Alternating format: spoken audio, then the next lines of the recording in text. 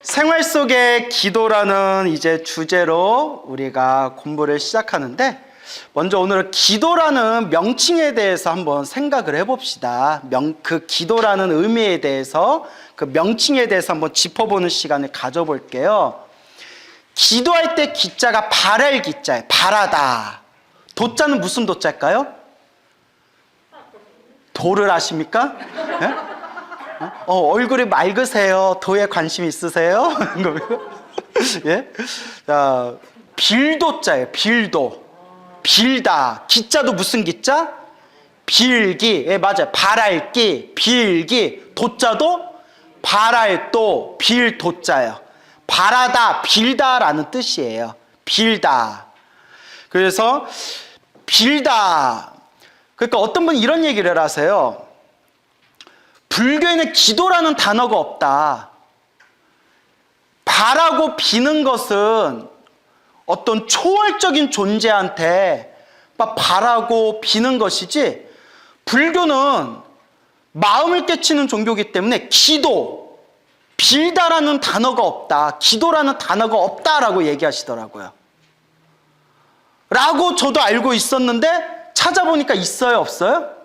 있어요. 예, 그러니까 뭐든지 정확히 찾아봐야 돼요. 그래서 요새는 우리 팔만대장경이 다 인터넷에 디지털화되어 있어요. 그래서 딱 검색만 누르면 쫙 이제 어느 경에 이런 단어가 나온다는 걸 쫙 찾아볼 수가 있어요. 그래서 많지는 않지만 기도라는 단어를 딱 팔만대장에서 찾아보니까 많지는 않지만 기도라는 단어가 있다 없다? 있어요. 한문으로 된 대장경에 기도라는 단어가 있어요. 여러 개가 있어요. 그 중에 밀교경전에 가지기도라는 표현이 나와요. 따라해보세요. 기도. 가지기도. 가지가 뭘까요? 오늘은 가지무침이나 할까 저녁에? 뭐 이러시면 큰일 나요. 가피의 다른 말이에요. 가지랑 가피랑 같은 뜻이에요. 그러니까 절에 다닌 지 몇 년인데 이러시면 어떡해요. 예? 자, 그래요. 그래도 와준 것만도 고마워요. 예, 늘 와준 것만도 고마워요. 예, 피곤하면 뒤에서 좀 주무세요. 예. 이불은 없고. 자, 그래서 가지는 가피의 다른 말이에요. 가피. 불보살님에게 은혜 받는 걸 가피라고 하잖아요. 그러니까 가지 기도하면 가지. 가피를 받기를 모아옵니다. 빕니다. 바라옵니다. 그래서 가지기도라는 단어가 밀교경전에도 나와요. 한문으로 다 번역할 때 기도라는 단어를 썼어요. 그리고 기도라는 단어보다 더 많이 쓰인 표현이 있어요. 기청이란 표현이 있어요. 따라해보세요. 기청. 기도할 때 도자가 바랄도, 빌도자로 했죠? 기청할 때 청자도 빌청자예요. 청할 청, 바랄 청, 빌청이란 뜻이에요. 그러니까 같은 뜻이에요, 여러분. 그래서 기청이란 단어가 나와요. 빌기, 빌청. 그리고 또 기구라는 표현도 많이 나와요. 무슨 구? 기구. 구자도 구할 구, 바라다, 빌다라는 뜻이 있어요. 그러니까 기도라는 단어도 쓰였지만 기도라는 단어하고 똑같은 의미로 기청, 기구, 기념, 기원 등등의 표현이 팔만대장경에 쫙 나와요. 그러니까 기도라는 단어는 원래 불교 한문대장경에 원래 있는 용어다, 없는 용어다? 있는 용어예요. 알겠죠? 그러니까 이제 우리가 뭔가를 얘기할 땐 정확하게 알아야 돼요. 그래서 어떤 학자분이 기도라는 단어는 불교에 없는 거다라고 하셨지만, 요새같이 정보가 발달한 시대에 디지털로 된 팔만대장경에서 딱 검색하면 기도라는 단어도 나오고, 기도하고 똑같은 뜻인 기청, 기구, 기념, 기원 이런 표현들이 쫙 나와요. 그럼 여기서 중요한 게 있어요. 뭘 빈다는 걸까? 뭘 바라고 뭘 빈다는 걸까? 누군가의 말대로 불교는 깨달으면 종교인데, 깨달으면 그뿐인데 우리가 본래 부처라는데 뭘 빈다는 거냐, 뭘 바란다는 거냐 라고 했을 때 중생들 살아가는 인생이 너무 힘들어요. 그죠, 여러분? 정말 중생들 살아가는 인생이 힘들어요. 그냥 마음만 딱 깨쳐서 우리가 부처되면 정말 기도할 필요가 없어요.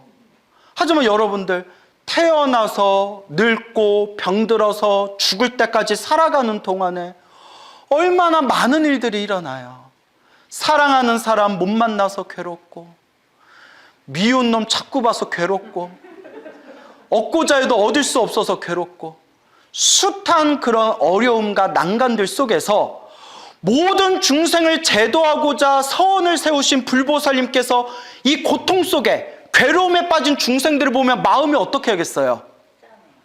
그렇죠. 그 짠하다는 표현이 바로 연민심이라고 합니다. 뭐라고 한다? 연민심. 애틋하게, 불쌍하게 바라는 마음.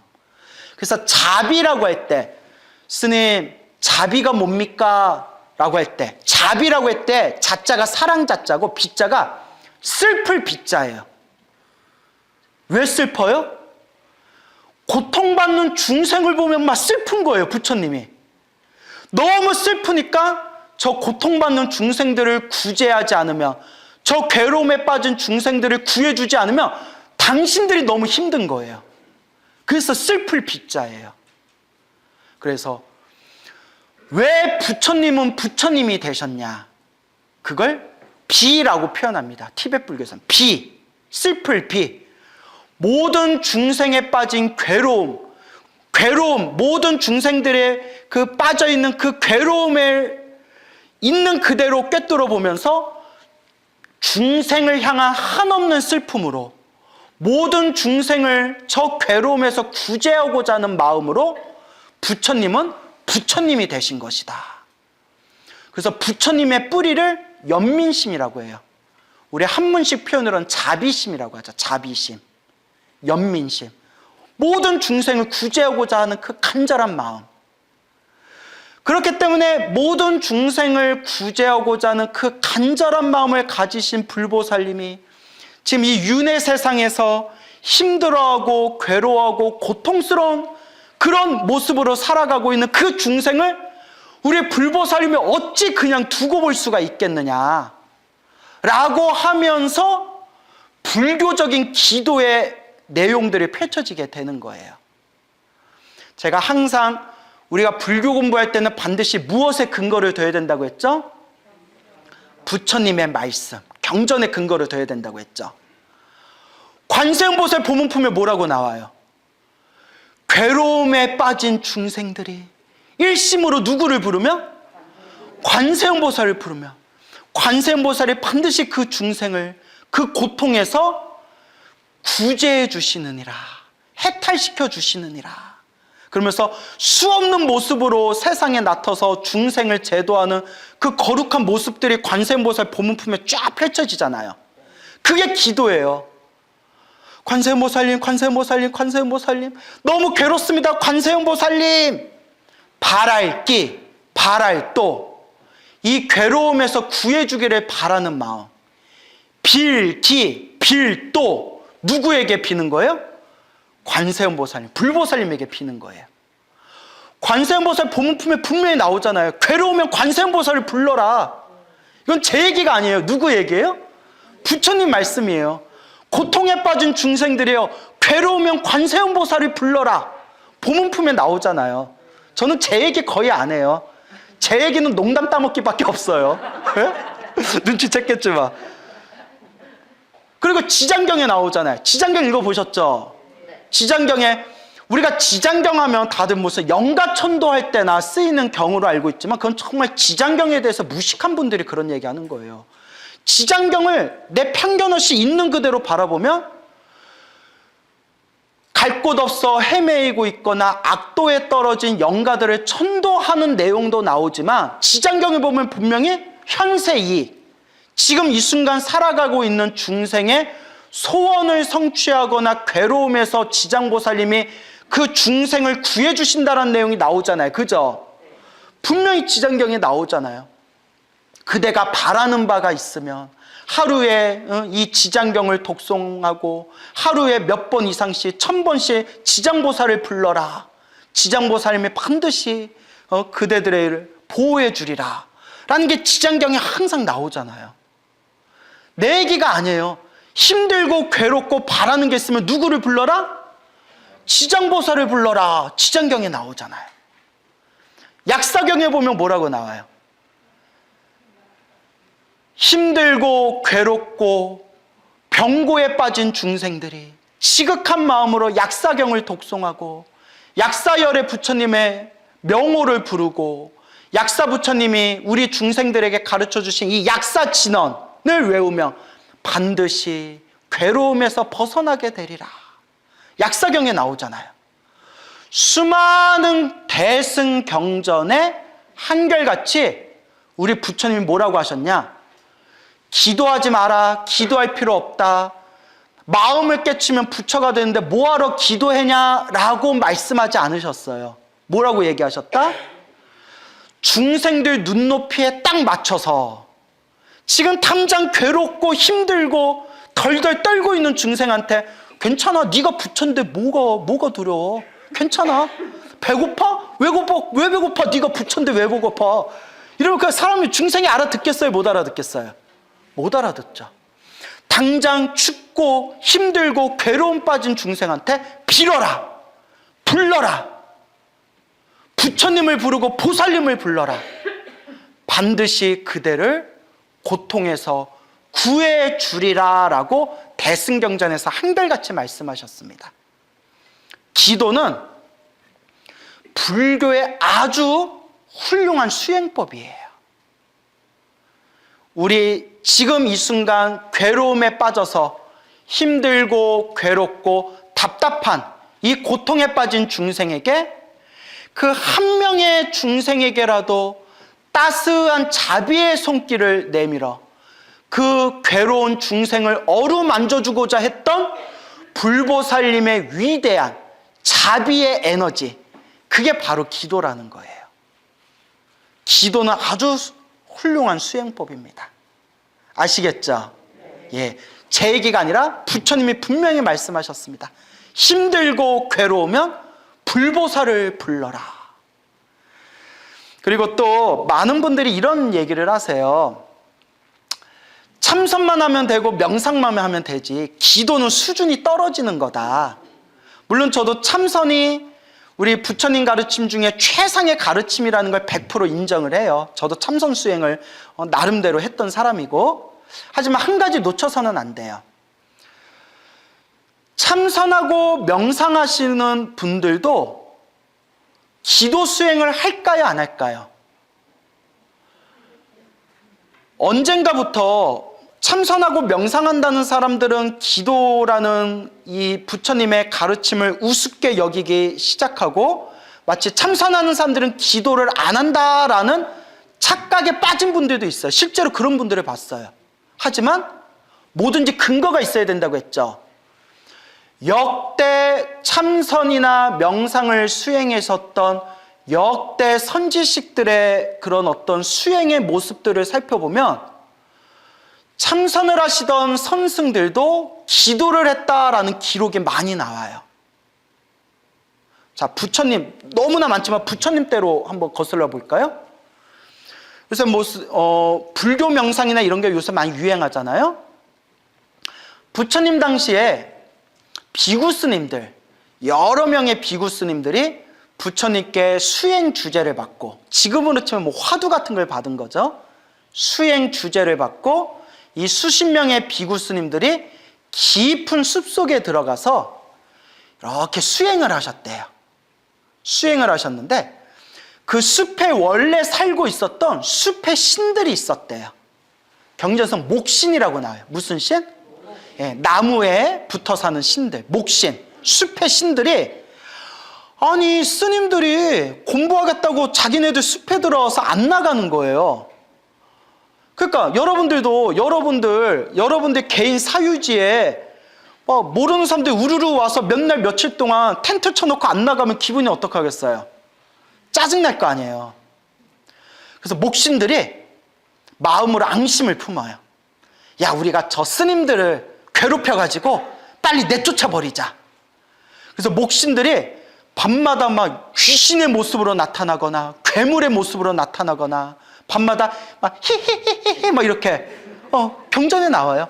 히히히히 막 이렇게 막 귀신 목소리를 내가지고 스님들을 공포에 덜덜 떨게 만들어서 스님들을 다 내쫓아 버려요. 수십 명의 스님들이 부처님이 계신 사원으로 돌아옵니다. 세존이시여, 저희들이 왔습니다. 부처님은 이 모든 걸 다 꿰뚫어 보셨지만 일부러 물어보세요. 다 아시면서 일부러 물어보세요. 그대들이여, 안거가 끝나지도 않았는데 어찌하여 이렇게 빨리 돌아왔느냐. 그 부처님께 그 숲에서 있었던 일들을 그대로 부처님께 자초지종을 설명해요. 그때 부처님께서 열애가 내가 그대들에게 가르침을 암송하겠다. 이 가르침을 잘 기억하고 숲에 가서 매일 외우거라 하고 부처님이 경 하나, 짧은 경전 하나를 이렇게 그 비구스님들에게 가르쳐줘요. 그래서 비구스님들이 그 경전을 딱 외우고 숲에 다시 돌아오는데 목신들이 깜짝 놀란 거예요. 머리가 빡빡이라 그런가, 쟤네들 도끼 있다. 이거 질기네. 야, 우리가 이대로 우리가 너 본때를 더 보여줘야겠는걸 막 이러고 있는데 이 스님들이 다 분위기가 달라요. 숲에 딱 앉자마자 부처님께서 가르쳐 주신 경전을 암송합니다. 그 경전이 바로 그 유명한 자비경. 인터넷에 자비경이라고 치면 쫙 나와요. 한마디로 모든 존재들이여 행복하여라. 동쪽에 있는 중생, 남쪽에 있는 중생, 서쪽에 있는 중생, 북쪽에 있는 중생, 위에 있는 중생, 아래에 있는 중생 할 것 없이 모든 존재들이여 다 행복하거라 라고 자비의 마음을 일으키면서 모든 중생이 행복하기를 축원해 주는 내용이에요. 그 경전을 읽는 순간 그 숲이 진동을 일으키면서 목신들의 그 마음이 다 풀어지면서 이렇게 훌륭하신 스님들을 우리가 괴롭히려 했다니 하고 참회하면서 그 스님들이 오로지 수행에만 전념할 수 있도록 옆에서 그 목신들이 그 스님들을 안거가 끝날 때까지 지극정성으로 옆에서 시봉했다고 합니다. 이게 자비경의 유래예요. 그 후로 미얀마나 태국 같은 곳에서는 수행하다가 장애가 생길 때 혹은 신도들 집에 안 좋은 일이 생기거나 장애가 생겼을 때 반드시 읽어주는 대표적인 공덕경 중에 하나가 무슨 경이다? 자비경이에요. 이 경을 외우면 장애가 사라지고 나쁜 재앙이 사라지고 주변에 있는 영적인 존재들이 우리를 보호하게 됩니다. 이게 기도지 뭐예요? 그렇죠? 이게 기도잖아요. 부처님 때에도 이게 있었어요. 부처님 당시에도 명상하던 수행자들도 부처님께 직접 이 자비경이라는 이 가르침을 받고 수행을 하다 장애가 생길 때, 주변에 안 좋은 일이 생길 때 이 자비경을 독송하였다. 플러스 이와 관계되어 있는 살면서 장애가 생겼을 때 외우는 경전들이 부처님 초기 경전 때부터 내려오는 게 있어요. 그래서 무슨 길상경, 보석경, 사천왕들의 이름을 부르는 사천왕경, 이런 것들이 부처님 때부터 내려왔다라는 기록이 있어요. 또 우리가 흔히 참선하는 사람들은 기도할 필요가 없다 이렇게 착각하는 분들이 있잖아요. 천부당 만부당 아주 큰 오류를 범하고 있는 거예요. 선사들 중에서도 기도했다는 자료가 많다고 했죠. 근데 그 이야기가 너무 길어지니까 대표적인 얘기 하나만 해드리자면, 예전에 오래전 중국의 큰 총림, 큰 사찰을 총림이라고 불러요. 큰 총림 사찰에 스님들이 수행을 하고 있었는데 그 스님들이 살고 있는 절에 전염병이 돌아요. 촥 전염병이 도니까 스님들이 픽픽 쓰러져서 일어나질 못하는 거예요. 백방으로 약을 써도 일어나질 못하니까 그때 그나마 몸이 조금 건강했던 스님들이 이거는 약으로 고칠 수 있는 병이 아닌가 보다. 이거는 전생의 업보로 인해서 생긴 업병인가 보다. 오로지 부처님께 기도를 해서 가피를 받아야 된다 해서 지극정성으로 관세음보살을 연부를 했대요. 관세음보살 지극정성 연부를 하는데 호련히 비몽사몽에 누가 나오셨다? 광우스님? 그럴 리는 없겠죠? 관세음보살님이 나타나셔서 딱 이렇게 얘기하시는 거예요. 그대들이 겪고 있는 이 역병은 과거 전생에 지었던 악업, 나쁜 업보 때문에 생긴 병이다. 이 병을 소멸하려면 능엄주밖에 없다. 대중들은 지극정성 능엄주를 일심으로 독송해라 라고 비몽사몽의 관세음보살님이 다 얘기하고 사라지시는 거예요. 아니, 우리 같으면 관세음보살 나타나신 김에 좀 더 이렇게 뿅 하고 이렇게 좀 치료해 주시면 되는데, 역시 인생은 공짜가 있어요, 없어요? 없어요. 능엄주를 외워라. 그 관세음보살 현몽을 하고 난 뒤에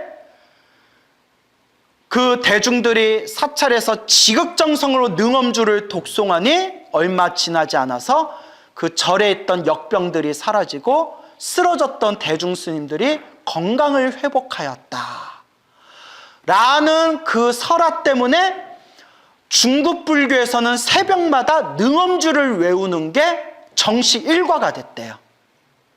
정식 일과가 됐고, 나중에는 선종 사찰에서도, 나중에는 참선을 하는 선종 사찰에서도 새벽에는 능엄주를 외우고 저녁에는 예불대 참회문, 108참회문을 외웠대요.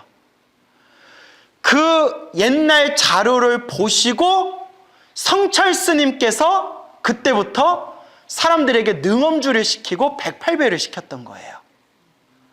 그래서 우리나라를 대표하는 최고의 선승이 바로 성철 스님이시지만, 성철 스님도 제자들에게, 신도들에게 항상 기도해라 기도해라 하면서 아비라 기도를 스스로 만드셨어요. 아비라 기도라고 아시나요? 엄청 빡센 기도 있어요. 엄청나게 뻑세요. 그래서 능엄주 외우고 옴 아비라 훔칸 스바하 법신진언 외우고, 그 다음에 이제 108참회문, 이렇게 예불대 참회문 외우면서 108참회 하는 걸 하루에 6번을 하는 거예요. 근데 장괴합장이라고 해서 무릎을 세운 상태에서 허리를 세워가지고 합장해서 주문을 외우는데 5분만 해도 뼈마디가 달달달달달 떨려요. 거의 30분을 해야 돼요.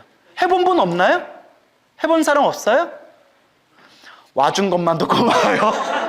아유, 그래요? 기도가 아비라 기도만 있나요?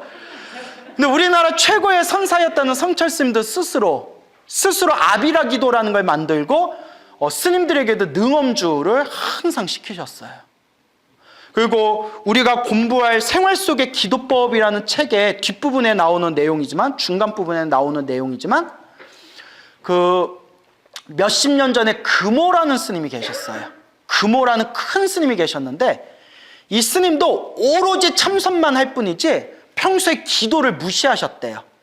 기도 같은 건 수준 낮은 사람들이나 하는 거야. 머리 깎고 추를 가면 오직 할 것은 참선밖에 없다라는 참선주의자셨는데, 뭐든지 경계에 부딪혀 봐야 돼요. 자기가 쓴맛 단맛을 한번 봐야 돼요.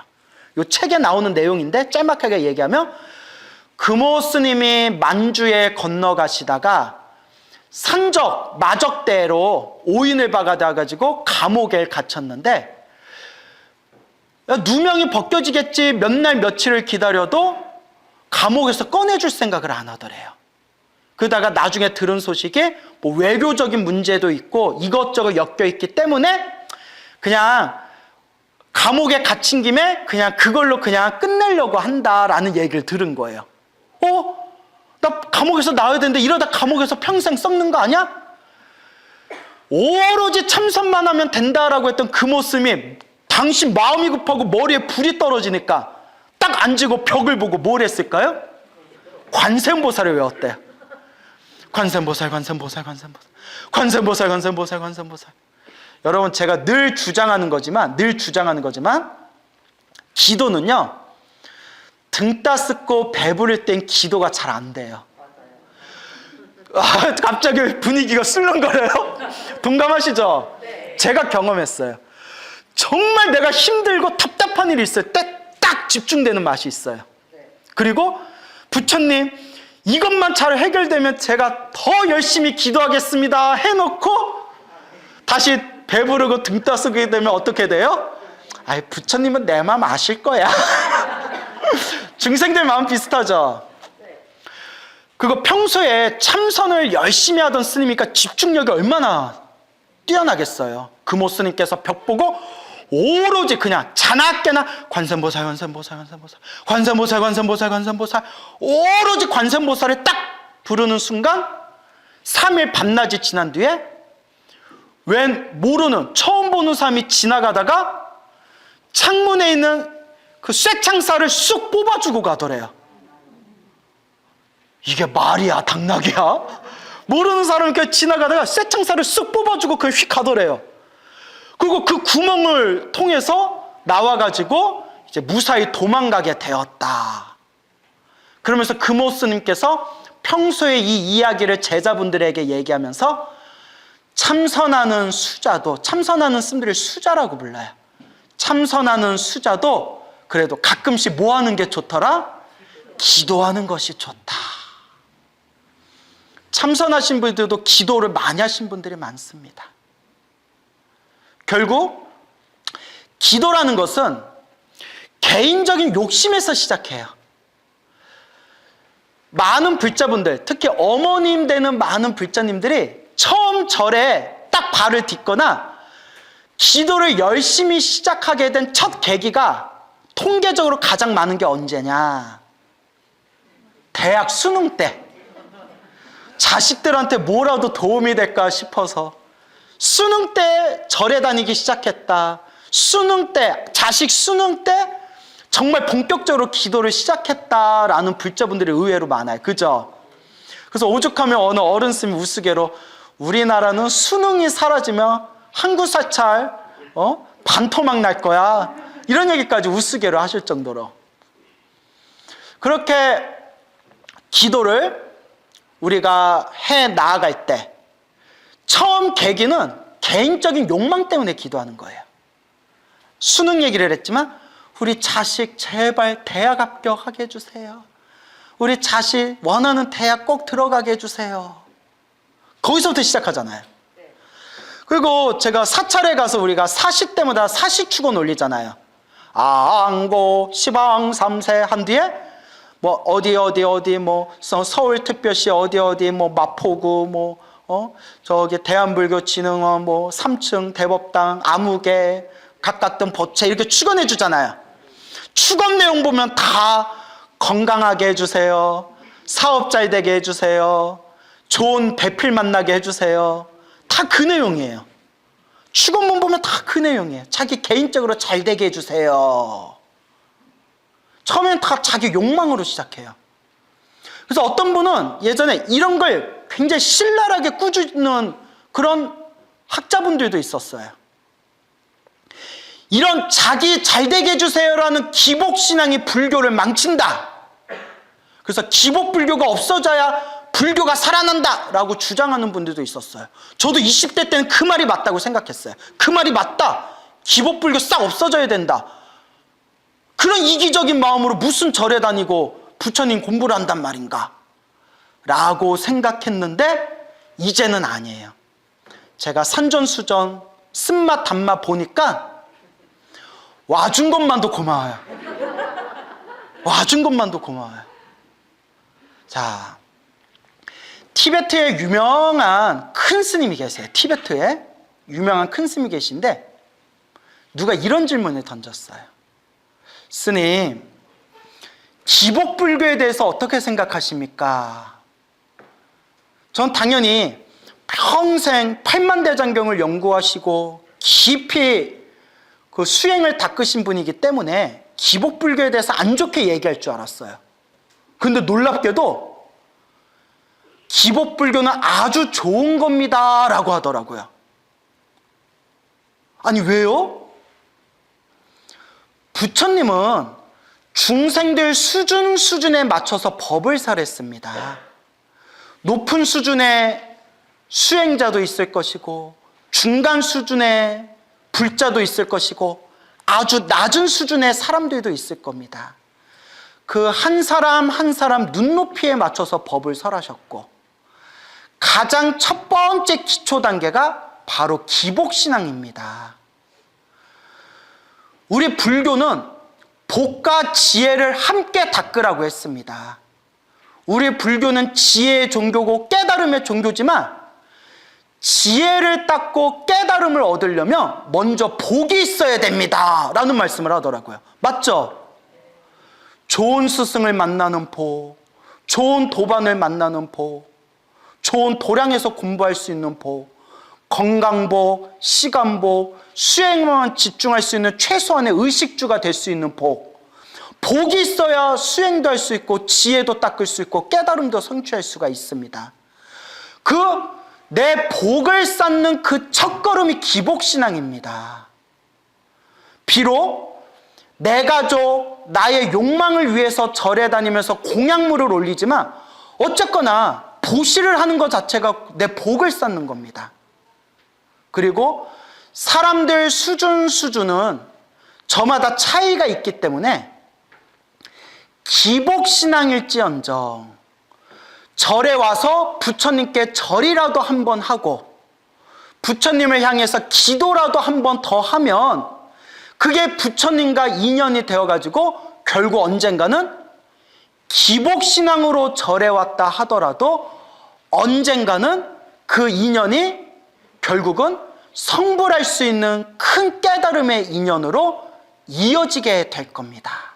그러니 절에 와서 부처님께 공양을 올리고 절을 올리고 기도 한 번이라도 더 하는 불자들을 우리가 칭찬할지언정 기복신앙이라고 무시해서는 안 됩니다. 내가 이걸 듣고 깜짝 놀랐어요. 이야, 공부하신 큰 스님들은 다르구나. 이런 관점에서 생각할 수가 있구나. 그래서 제가 입버릇처럼 하는 얘기가 모한 것만도 고맙습니다. 와준 것만도 고맙습니다. 부처님 도량에 와서 부처님 가르침 한 번이라도 들은 공덕으로 여러분들은 깨달음을 얻을 수 있는 인연을 심게 되었습니다 라고 말씀드리는 거예요. 동감이 되십니까? 안 돼요 하면 우리 관계 어떻게 돼요? 어색해지는 거죠. 그래서 기복신앙이라 하더라도 기도하는 건 좋은 거예요. 그래서 저는 여기서 내 수준을 조금씩 높여서 요새 많이 불자분들에게 드리는 이야기가 내 개인적인 소원을 위해서 기도하되 우리 아이 잘 되게 해주세요. 우리 남편 잘 되게 해주세요. 우리 가족 건강하게 잘 되게 해주세요. 기도를 하되 기도의 마지막은 반드시 무엇으로 끝내라? 그렇죠. 사옹서원으로 끝내라 라고 말씀을 드리는 거예요. 중생을 다 건지오리다. 번뇌를 다 끊어오리다. 법문을 다 배우오리다. 불도를 반드시 이루오리다. 내 개인적인 욕망을 위해서 기도해도 좋으니까 기도 마지막은 반드시 무엇으로 마무리해라? 사옹서원으로 마무리하십시오. 그렇게 내 수준을 점점 높여나가는 거예요. 그래서 어느 불자님한테 굉장히 감동적인 기분 좋은 편지를 받았어요. 어느 거사님이셨는데 짧게 요약하면 이런 내용이에요. 너무 살아가는 게 힘들고 답답하고 궁해가지고 혹시나 해서 이 종교 저 종교 기웃기웃 거리다가 불교를 만났대요. 그리고 매일매일 기도를 했대요. 부처님 돈 많이 벌게 해주세요. 부처님 제발 저 대박나게 해주세요. 그래서 부처님 저 돈 많이 벌게 해주세요. 사업 잘 되게 해주세요. 대박나게 해주세요 라고만 비니까 마음에 좀 찔리더래요. 그래서 뭐라고 하나 더 붙였냐면 부처님 저 돈 많이 벌게 해주시고 대박나게 해주세요. 저 잘 되면 갚을게요. 부처님이 예? 예. 저 잘 되면 갚을게요. 아우, 좀 돈 좀 많이 벌게 해주세요. 그런 마음으로 절에 몇 년 다니면서, 그러면서 기도하고 절에 다니다 보니까 부처님 가르침이 뭘까? 불교가 뭘까? 라는 생각이 들더래요. 그래서 자꾸 법문도 듣고 강의도 듣고 경전도 보고 몇 년 부처님의 가르침을 한 단계 한 단계 공부하면서, 그래도 이분이 좀 난 사람이에요.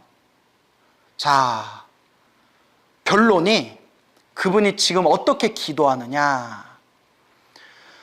저 잘 되게 해주세요. 저 돈 많이 벌게 해주세요. 라는 기도는 일체 안 하고 오직 하나. 모든 중생이 행복하게 해주세요. 모든 중생이 행복하게 해주세요. 오직 그것만 기도한대요. 당신 마음도 이렇게 변할 줄 몰랐대요. 근데 그분 말씀이, 광우 스님이 그러지 않았습니까? 스님 법문에 보니까 그런 내용 나오지 않습니까? 나도 중생이고 내 가족도 중생이고 모든 존재가 중생이기 때문에 모든 중생 행복하게 해주세요 라는 거에 누가 들어간다? 나도 들어가고 내 가족들도 들어간다. 그 얘기를 듣고 제가 그렇게 마음에 잔잔한 울림이 오더라고요. 불과 몇 년 전만 하더라도 대박 나게 해주세요. 돈 많이 벌게 해주세요. 빌기만 하니까 찝찝해서, 그래요 부처님, 돈 많이 벌면 내가 좀 갚을게요 부처님. 먹었으면 토해내야죠. 믿고 한 번만 밀어주소, 막 이런 했던 분이 부처님의 가르침을 공부하면서 저 잘 되게 해주세요, 저 돈 많이 벌게 해주세요 라는 개인적인 욕망의 수준에서 벗어나서, 부처님, 제가 바라는 건 하나밖에 없습니다. 모든 중생이 행복하게 해주세요. 그리고 그 거사님의 마지막 말씀이, 스님, 희한합니다. 희한합니다. 아, 왜요? 나 잘되게 해주세요 했을 때는 느끼지 못했는데 모든 중생이 행복하게 해주세요 기도하니까 일이 더 잘 풀립니다. 마음이 더 편안합니다. 스님, 이게 진짜 가피인 것 같습니다. 제가 그냥 졸업하라고 했어요. 더 이상 내가 해줄 말이 없다. 졸업하십시오. 기도는 개인적인 욕망에서 시작해요. 비는 거예요. 빌기, 빌도. 일단 비는 거예요. 빌고 빌고 빌다 보니까 비워져요. 멋있지 않아요? 네. 네. 내가 만든 말이에요. 나 이거 얘기하면서 우와 이럴 줄 알았는데 다들 아무 반응이 없어서 빌고 빌고 빌었더니 뭐해지더라? 비워지더라. 그게 공이에요. 공 안에 모든 게 꽉 차 있대요. 그게 바로 공입니다. 기도는 훌륭한 수행법입니다. 여러분의 개인적인 소원과 욕망을 위해서 얼마든지 기도하십시오. 거기서부터 시작하는 거예요. 그렇게 빌고 빌고 빌다 보면 여러분도 언젠가는 자연스럽게 부처님, 모든 중생이 괴로움에서 벗어나 모든 중생이 행복하게 해주십시오 라는 그런 진실한 마음으로 기도할 수 있는 그런 진정한 기도의 수행자가 될 겁니다. 생활 속의 기도라는 주제로 이제 우리가 본격적인 강의를 시작하도록 하겠습니다. 저번 시간에 기도의 의미란 무엇인가 우리가 간단하게 살펴봤어요. 기억나세요? 안 나세요? 한 명도 대답이 없구나. 야, 자, 그래서 기억나는 걸로 할게요. 예, 어째 불안한데요? 이럴 때마다 제가 하는 소리가 있어요. 입버릇처럼. 와준 것만도 고마워요. 예, 그래요. 자, 그래서 우리가 교재를 효림출판사 생활 속의 기도법이라는 책이에요. 그렇죠? 예, 효림출판사 생활 속의 기도법. 그래서 일타스님께서 이제 지으신 책인데 저번 시간에 얼핏 잠깐 설명을 드렸지만 이 책이 나름 이 불교계에서는 스테디셀러예요. 그래서 이게 아마 1996년도에 나왔나? 그럴 거예요. 그죠? 제 첫 번째 초세가 1996년에 나온 걸로 알고 있는데, 그래서 저도 이 책을 본 게 20년 전, 거의 25년 전에 이 책을 봤어요. 그래서 웬만한 불자들, 절에 오래 다닌 불자들이라면 집안 책장에 아마 한 권 정도는 꽂혀 있다는 그런 불교계 스테디셀러고, 그리고 이게 정말 왕초보를 위한, 왕초보 불자들을 위한 기도법에 관한 책이에요. 어려운 내용이 하나도 없고 그냥 쉽고, 그리고 가장 중요한 핵심되는 내용만 담고 있기 때문에 일단 이 책이 딱 보면 얇아요. 그죠? 여러분 책 두꺼우면 좋아요, 싫어요? 예, 좋아요? 싫죠? 그리고 이제 이게 얇으면서도 중요한 내용은 많이 담고 있어요. 그래서 이 책을 함께 읽어볼 텐데, 이 책을 쓰신 일타스님이 굉장히 우리 한국 불교의 한 획을 그으신 큰 스님이세요. 일타스님 다 들어보셨죠? 예, 일타스님이라는 큰 스님이 계셨는데 해인사 지조감에 오랫동안 계셨죠. 근데 무엇보다 일타스님을 유명하게 한 또 아주 그런 많은 불자분들에게 감동을 준 이야기가 있죠. 일타스님 외 증조 할머니, 일타스님의 외 증조 할머니께서 법명이 평등월 보살님이세요. 평등월이라는 보살님이신데 말년에 오로지 나무 아미타불을 연불 하셨대요.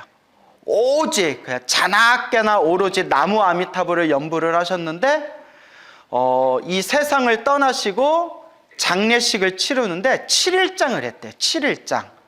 7일장을 하는데 7일 동안 한밤중에도 멀리서 보면 불이 난 것처럼 환하게 방광을 하셨대요. 그 유명한 얘기 들으셨죠? 예, 그래서 이 방광을 하신 일타스님의 외 증조 할머니의 그런 어떤 수승한 인연으로 인해서 일타스님의 외가와 친가를 합쳐서 41분이 출가를 했대요. 41분. 그래서 아주 그 유명한 일화가 되겠죠. 그래서 그런 DNA, 유전자가 있어서 그런지 몰라도 일타스님께서도 경에도 밝으시고 계율에도 아주 해박하시고 참선수행도 열심히 하셨지만 이 일타스님의 일대기를 보면 한 번 한 번씩 그 삶의 고비가 있을 때마다 기도 수행으로 크나큰 체험과 가피를 경험하신 분입니다. 그래서 일타스님이 당신께서 젊은 시절부터 간절하고 정성스럽게 기도를 하셔가지고 그 크나큰 가피, 그 체험, 그 힘을 얻으신 그런 당신만의 내공이 있기 때문에 일타스님께서 기도에 대해서 설법하신 내용을 보면 참 진실하다, 진정성이 있다, 굉장히 마음에 와닿는다라는 것을 우리가 이렇게 미루어 짐작할 수가 있습니다. 그래서 생활 속의 기도법 일타스님의 이 소중한 법문이 담겨져 있는 요 교재를 보면서 아, 기도란 이런 것이구나, 기도의 세계는 이런 것이구나, 우리 불자가 어떤 마음으로 기도해야 되겠구나, 이것을 찬찬히 살펴보는 시간을 가져볼게요. 재밌겠죠? 예, 그래요. 자, 그러면 우리 첫 번째 서문 한번 볼까요? 서문 5페이지 서문.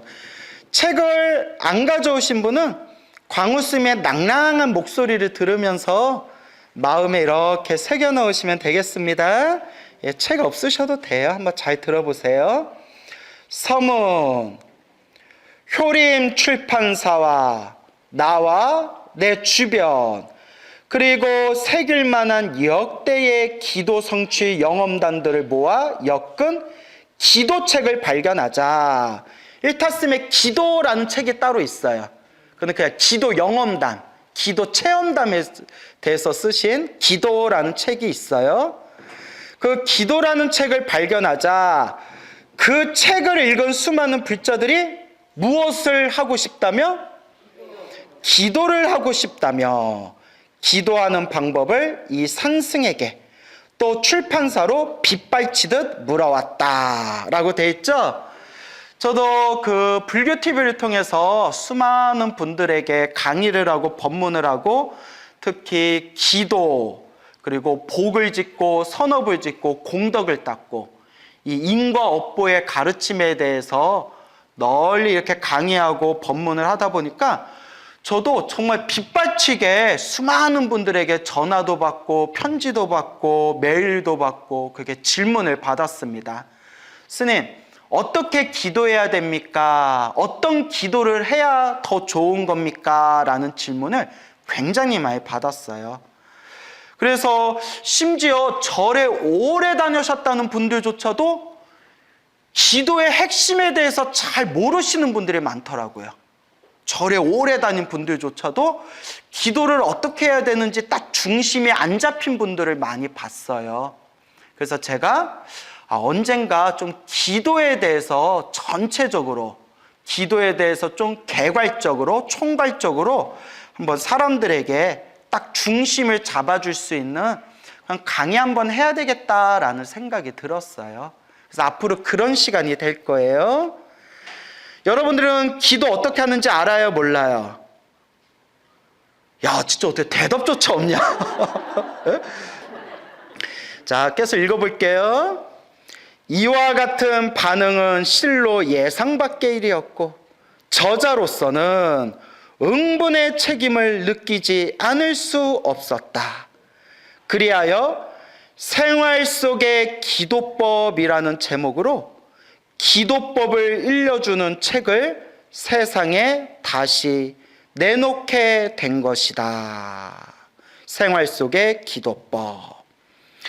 이 책은 크게 몇 장으로 구성되어 있다?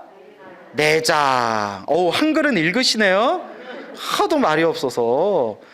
제1장 기도 성취의 지름길에서는 기도 성취의 원리와 불보살의 가피에 대해 설명하였고 2장 생활 속의 기도법에서는 평소 일상생활 속에서 쉽게 행할 수 있는 기도의 기본 원리와 방법에 대해 상세히 이야기하였으며 3장 특별 기도 성취법에서는 아주 다급하고 어려운 상황에 처하였거나 특별한 경우에 행하는 기도법에 대해 구체적으로 제시하였다라고 되어 있네요. 그죠?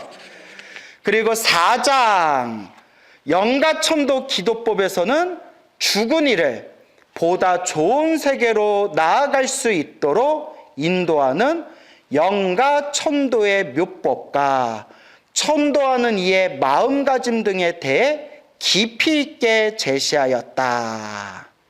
자, 여기까지는 그냥 이 책에 이런 내용이 나오는구나 정도만 여러분들이 인지하시면 돼요. 자, 근데 그 뒤에 나오는 내용이 우리가 좀 마음에 새겼으면 좋겠어요. 기도는 실천이지 이론이 아니다. 기도는 무엇이다? 실천. 그래서 제가 늘 불자님들께 드리는 이야기가 불교는 지식의 종교가 아닙니다 라는 말씀 자주 드리죠. 불교는 무엇의 종교가 아닙니다. 지식의 종교가 아니라 내가 스스로 수행하고 체험하고 맛을 봐야 된다라는 말씀을 굉장히 자주 드립니다. 그렇죠, 여러분? 그래서 내가 스스로 체험하고 맛을 봐야 된다. 그래서 우리 불자들이 신행생활을 할 때 그 첫걸음이 일단 기도예요. 기도를 하고 그리고 복을 짓고 선업을 짓고 그렇게 내 마음을 닦아나가는 것. 일단 첫걸음은 기도에서 시작되는 거죠. 그래서 기도란 어떤 의미가 있느냐 저번 시간에 제가 설명을 다 드렸어요. 예, 나중에 또 우리 헬로부다 TV로 유튜브로 올라가니까 꼭 여러분들 보시고 기도란 또 이런 의미를 담고 있구나 여러분들이 잘 이해해 두셨으면 좋겠습니다. 기도는 실천이지 이론이 아니다. 하지만 법에 맞지 않는 기도는 올바른 결실을 이루어낼 수가 없다. 따라서 기도 방법을 제대로 아는 것은 일단 제대로 알아야 돼요. 그래서 우리가 경전 공부하는 거예요. 불교는 지식의 종교가 아닙니다. 불교는 수행의 종교, 체험의 종교입니다. 라고 말씀드렸죠. 근데 그냥 수행만 하고 체험만 해서는 안 돼요. 교과서가 있어야 돼요. 지도와 나침반이 있어야 돼요. 그러니까 불교는 지식의 종교가 아니지만 올바로 알아야 돼요. 올바로 알아야 올바른 길을 갈 수가 있다. 올바로 알 수 있는 교과서, 지도와 나침반이 바로 무엇이다? 그렇죠. 경전. 부처님의 말씀, 경전이다. 그래서 제가 불자님들한테 늘 드리는 이야기가 우리가 부처님의 가르침을 닦을 때 반드시 경전, 부처님의 말씀으로 근거를 삼아야 된다라는 그런 이야기를 자주자주 드렸습니다. 그러니까 여러분, 스님의 말도 100% 믿으면 안 돼요. 알겠죠? 스님도 아직 깨달음을 얻기 위해서 닦고 있는 과정에 있는 수행자들이에요. 그러니까 스님들도 실수할 때가 있습니다. 스님들도 완벽하지가 않아요. 아직은. 그냥 닦고 있는 과정에 있는 수행자들이에요. 그렇기 때문에 스님의 말씀도 중요하지만 스님의 말씀보다 우리가 더 의지하고 더 근거로 삼아야 되는 것은 누구의 말씀이다? 부처님의 말씀. 경전에 근거를 두고 경전을 의지해야 된다라고 꼭 말씀드리고 싶습니다. 알겠죠? 뭐 저도 잘난 건 아니지만, 절대 저도 잘난 건 아니지만 가끔 부처님 법에 대해서 이런저런 말씀하시는 분들 그런 이야기에 귀 기울이다 보면 전혀 경전에 근거를 두지 않거나 그냥 자기 얘기를 마치 부처님 가르침인 것 마냥 포장하거나 왜곡해서 설명하는 분들, 그런 이야기를 제가 여러 번 들었어요. 물론 제가 잘난 건 아니지만 적어도 우리가 무언가 법에 대해서 얘기할 때, 부처님 가르침에 대해서 얘기할 때 경전에 근거가 있어야 되잖아요. 그죠? 근데 그냥 자기 이야기를 마치 부처님 말씀인 것처럼 이야기하는 분들이 있어요. 그러면 된다, 안 된다? 예, 반드시 부처님의 말씀, 경전에 근거를 둬야 됩니다. 그래서 우리가 경전 공부를 해야 되는 거예요. 알겠죠? 예. 그래서 법에 맞지 않는 기도는 올바른 결실을 이루어낼 수가 없다. 우리가 옛날 고대에서부터 막 복을 받고 싶어서, 복을 얻고 싶어서 하늘의 제사를 지내는, 하늘의 제사 지내고 하늘에 기도 드리는 의식, 문화가 고대에서부터 발달이 되어 왔어요. 그렇죠, 여러분? 고대에서, 고대 사회에서 하늘에 제사 지내고 기도 지낼 때 살아있는 짐승, 살아있는 생명을 죽여서 제사 지내는 문화가 있었어요. 그죠? 자기는 복을 짓기 위해서 살아있는 생명을 죽여서 하늘에 제사를 지내고 복을 기원했지만 올바른 방법이에요? 아니에요? 아니죠. 그래서 부처님 경전에도 살아있는 생명을 죽여서 제사를 지내고 복을 구하는 것은 절대 복을 얻을 수가 없다. 오히려 다음 생, 다다음 생, 이 살생의 업보로 끔찍한 그런 인과 업보를 얻게 될 것이다 라는 말씀이 나와요. 기도하려면 올바로 기도해야 돼요. 그래서 올바로 기도하는 그 방법이 어디에 있는가?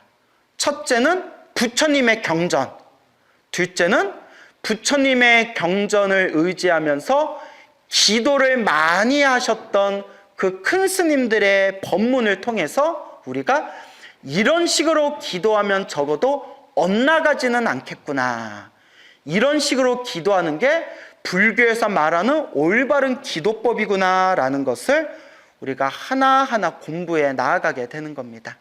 그래서 일타 스님 같은 분도 경전 공부도 아주 해박하게 많이 하셨고, 계율도 아주 밝으셨고, 무엇보다 스스로 기도 수행을 많이 하시고 기도 체험을 생생하게 맛을 보신 분이기 때문에 일타스님께서 법문하신 기도에 대한 그런 내용들을 보면 상당히 마음에 얻어갈 게 많습니다. 그러니까 여러분들도 마음을 잘 집중해서 그렇게 배워나가시기 바랍니다. 이 한 권의 책을 내면서 산승은, 산에 사는 스님이다 해서 산승이라고 하죠. 간곡히 당부드린다. 기도를 할 일이 있으면 법에 맞게 기도를 하고, 천도를 할 일이 있으면 법에 맞게 천도할 것을. 그렇게 할 때 이 세상은 맑아지고 밝아지며 이 땅은 부처님 땅으로 바뀌어 간다. 법다운 기도, 법다운 천도야말로 우리와 영가 모두를 피안의 세계로 나아갈 수 있게 하는 원동력이 되기 때문이다. 이를 깊이 명심하고 기도를 해봐라. 일단 해봐라. 틀림없이 기도 성취가 스스로 찾아들게 된다. 부디 모든 불자들이 간절한 기도, 법에 맞는 기도를 행하여 소원을 성취하기를 이 산승은 축원에 마지 않는다. 자, 그러면 이제 우리 일타스님께서 이 책을 저술하시면서 이 책을 저술하게 된 당신의 본래 의미, 의도에 대해서 우리가 서문을 통해 가지고 한번 살펴봤습니다. 한마디로 기도해야 된다.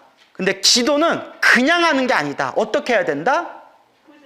꾸준히. 법에 맞게. 예, 맞아요. 내가 이걸 어떻게 해야 되나 고민하고 있는데, 예, 맞추셨네요. 예, 법에 맞게. 그렇죠? 예, 올바로 해야 된다. 법에 맞게 해야 된다. 올바로 해야 된다. 자, 그래서 7페이지로 한번 넘어가 봅시다. 기도 성취의 지름길이라고 돼 있죠? 기도인의 자세, 간절한 기도, 요행수를 바라지 말라. 기도하는 사람의 자세는 어떻게 기도해야 된다? 간절하게 기도해야 된다. 무엇을 바라지 말라? 요행수를 바라지 말라. 그러니까 이게 스님, 어떤 기도를 해야 효과를 빨리 보나요? 어떤 기도를 해야 효과를 더 크게 보나요? 라는 그 마음 밑바닥에 이미 어떤 마음이 담겨져 있는 거예요? 그렇죠. 요행을 바라는 마음이잖아요. 그래서 공부를 잘하는 학생, 명문대학교에 들어간 학생한테 우리가 인터뷰를 하잖아요. 공부를 잘하는 비결이 뭡니까? 하면 항상 걔네들이 항상 뻔뻔할 정도로 한결같이 하는 이야기가 뭐예요? 그렇죠. 어떻게 아시네? 교과서 위주로 공부했어요. 왕도가 없어요. 그렇죠. 그리고 저기 명문대학교에 들어간 학생들이 자기가 공부했던 이야기에 대해서 이렇게 썰을 푸는 그런 동영상을 몇 개 본 적이 있는데, 그 친구들의 또 한결같이 하는 얘기가 엉덩이가 무거워야 된다. 일단 앉아서 억지로라도 문제 하나라도 더 풀고 암기라도 하나 더 하고 책이라도 한 줄 더 봐야 된다는 거예요. 뭐가 무거워야 된다? 예, 일단 엉덩이가 무거워야 된다 라는 그런 이야기를 본 적이 있습니다. 그러니까 요행을 바라서는 안 돼요. 그렇죠? 삼종가피, 세 가지 종류의 가피가 있다. 현증가피, 몽중가피, 명운가피. 나중에 또 배우시게 될 거예요. 자, 넘어가서 생활 속의 기도법, 잠자기 전에 기도를, 일타스님은 잠자기 전에 하는 기도를 굉장히 중요하게 보셨어요. 왜냐하면 우리가 잠을 잘 때 잠재의식, 무의식에 빠져든다는 거예요. 그 잠재의식, 무의식 속에 빠져들기 전에 그 잠자기 전에 하루를 정리하면서 하는 그 기도, 정신을 집중해서 하는 그 기도가 참 중요하다. 일타스님은 그렇게 보셨어요. 그래서 임종정가, 임종, 죽기 전가, 잠들기 직전이 중요하다. 수험생과의 대화, 가족과 중생을 위한 기도. 108배 기도. 왜 절을 하라고 하는가? 108번뇌와 108배. 아침에는 108배, 자기 전엔 염불이라고 나오죠? 특별기도 성취법. 속성가피를 이루려면, 가피를 빨리 이루려면 절하는 사람과 절받는 부처님, 사력 10증배, 사력 10증배. 사력, 죽을 힘을 다하면 몇 배 강해진다? 10배 강해진다는 거예요. 죽을 힘을 다해서 기도해봐라. 매일 3000배를 며칠 동안? 37일 동안. 37이면 며칠이에요? 21일. 예, 21일 동안 매일 3000배를 해보래요. 여러분 해본 적 있어요? 없어요? 없어요? 저 해봤을까요? 안 해봤을까요? 안 가르쳐주지. 3000배를 못하면 하루에 염불 3만배를 한다는 마음으로, 예, 다 수많은 부처님을 향한 기도는 하나로 통합니다. 그러니까 무릎이 아픈 분들은 저는 절을 무리하지 말아라 라고 말씀을 많이 드려요. 왜냐하면 절을 잘못해가지고 무릎 상한 분들이 많거든요. 그러니까 뭐든지 지혜롭게 해야 돼요. 수행자의 기도, 기도로서 수행의 기틀을, 수행 중에 장애가 있을 때 기도의 극치는 무엇이다? 깨달음이다. 결국 여러분, 기도가 비는 거라고 했죠. 빌기자의 빌도자, 비는 거다. 부처님 도와주십시오. 저에게 힘을 주십시오. 부처님, 보살님, 빌고 빌고 비는 거지만 저번 시간에 말씀드렸죠. 빌고 빌고 빌어서 빌다 보면 결국 어떻게 된다? 텅 비어진다. 결국 부처님 저에게 힘을 주세요. 저를 도와주세요 라고 빌고 빌던 그 마음이 나중에는 부처님 모든 중생을 괴로움에서 건져주세요 라는 마음으로 들어가게 되고, 모든 중생이 괴로움에서 벗어나기를 바라는 마음, 모든 중생이 다 함께 행복하기를 바라는 그 마음이 나중에는 결국 마음의 깨달음의 길로 나아가게 된다. 결국 기도의 핵심은, 기도의 목표는 바로 무엇이다? 예, 결국은 깨달음이에요. 결국 불교의 목표는 깨달음입니다. 하지만 나 혼자만의 깨달음이 아니라 모든 중생 다 함께 모하여지이다, 성불하여지이다. 이것이 바로 불교의 목표가 되겠습니다. 그래서 여러분 예불문 다 외우시죠? 예불문에 보면 원공법계 제중생 자타일시 성불도가 되겠습니다. 알겠죠? 수행자의 기도는 결국 깨달음으로 나아가게 된다. 그래서 영가천도 기도법 나오죠? 영가의 천도, 어느 학인 스님의 죽음, 자력의 천도, 타력의 천도. 영가와 통하는 것은 마음과 마음이라고 돼 있네요. 그죠? 예. 그 밑에 광명진언을 외우며 라고 돼 있죠? 예. 요 출판사 요 대표님께서 요걸 저희가 유튜브 강의에서 이 책을 교재로 쓰겠습니다 하니까 흔쾌하게 허락을 해주셨는데, 그분께서 이제 한 가지 당부의 말씀하셨는데, 여기에 광명진언을 외우며 라고 있죠? 요거는 당신이 요 생활 속의 기도법 뒤에다가 이렇게 덧붙인 거래요. 덧붙인 부분이고, 따로 요 부분을 확장시켜서 광명진언 기도법이라는 책을 또 냈대요. 그래서 요 부분은, 요 광명진언을 외우며 부분은 우리가 강의에서 빼놓겠습니다. 알겠죠? 예, 나중에 기회가 되면 광명진언 기도법이라는 책을 사서 보셔도 좋을 것 같아요.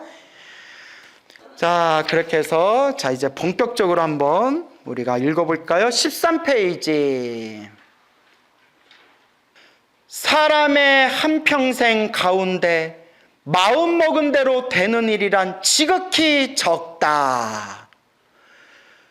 나이가 들수록 여러분 이 구절이 마음에 참 와닿아요. 그죠?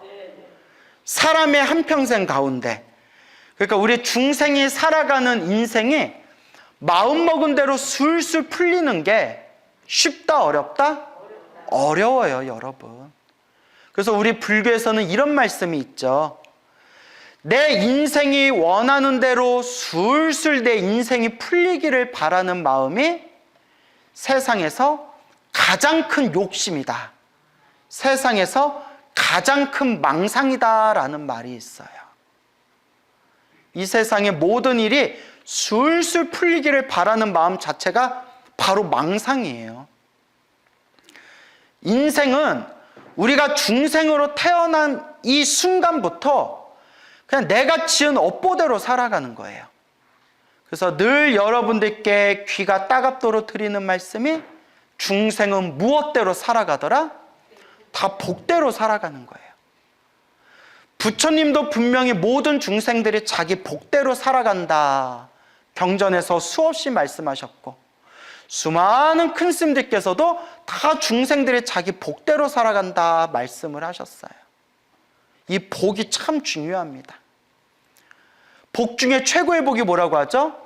사람으로 태어나기 어렵고 부처님 법을 만나기 어려웠고, 여러분들이 사람으로 태어나서 부처님 법을 만나서 우리가 그래도 이 자리에 이렇게 모여서 이 부처님 도량 안에서 부처님의 가르침을 공부할 수 있다는 것 자체가 그래도 무엇이 많은 사람들이다? 복이 많은 사람들이에요. 복이 많은 사람들이지만 우리가 시작 없는 옛날부터 지었던 서로 저마다 각자 자신의 업보가 있기 때문에 다 중생 결국 내 업보대로, 은혜는 은혜대로 받고 왼수는 왼수대로 갚으면서 그렇게 서로 뒤섞이면서 살아가는 게 인생이에요. 그래서 부처님이 일체계고라고 말씀하셨어요. 뭐라고요? 일체계고. 일체는 모든 것이란 뜻이에요. 모든 것, 모든 현상은, 모든 것은 계고. 계곡이? 이러면 큰일 나요. 개자가 무슨 개자? 모두개. 고자는 괴로울 고. 일체, 모든 것이 개, 모두다. 무엇이다? 괴로움이라고 했어요. 태어나면 늙고, 늙으면 병들고. 여러분들 아무리 오래 살고 싶어도 결국은 어떻게 해야 돼요? 죽어야 돼요. 태어나고 늙고 병들고 죽을 수밖에 없고, 그 속에서 내가 지은 업보 따라서 또 몸을 받고 또 몸을 받으면서 자기가 지었던 업보대로 살아가는 것, 이게 바로 윤회 세상이에요. 그래서 이 윤회 세상을 부처님께서 신통력으로 완벽하게 꿰뚫어 보신 뒤에 6가지로 구분을 하셨어요. 몇 가지? 6가지. 그래서 육도 윤회라고 하죠. 지옥, 악귀, 축생. 악귀는 배고픔에 굶주린 귀신들이에요. 그래서 우리가 막 밥을 막 허겁지겁 먹는 사람한테 악귀가 걸렸나? 왜 그래? 뭐 이런 표현 쓰잖아요. 지옥, 악귀, 축생. 이걸 사막도라고 해요. 무슨 도? 3가지의 악한 세상이라는 거예요. 3가지의 악한 세상, 사막도.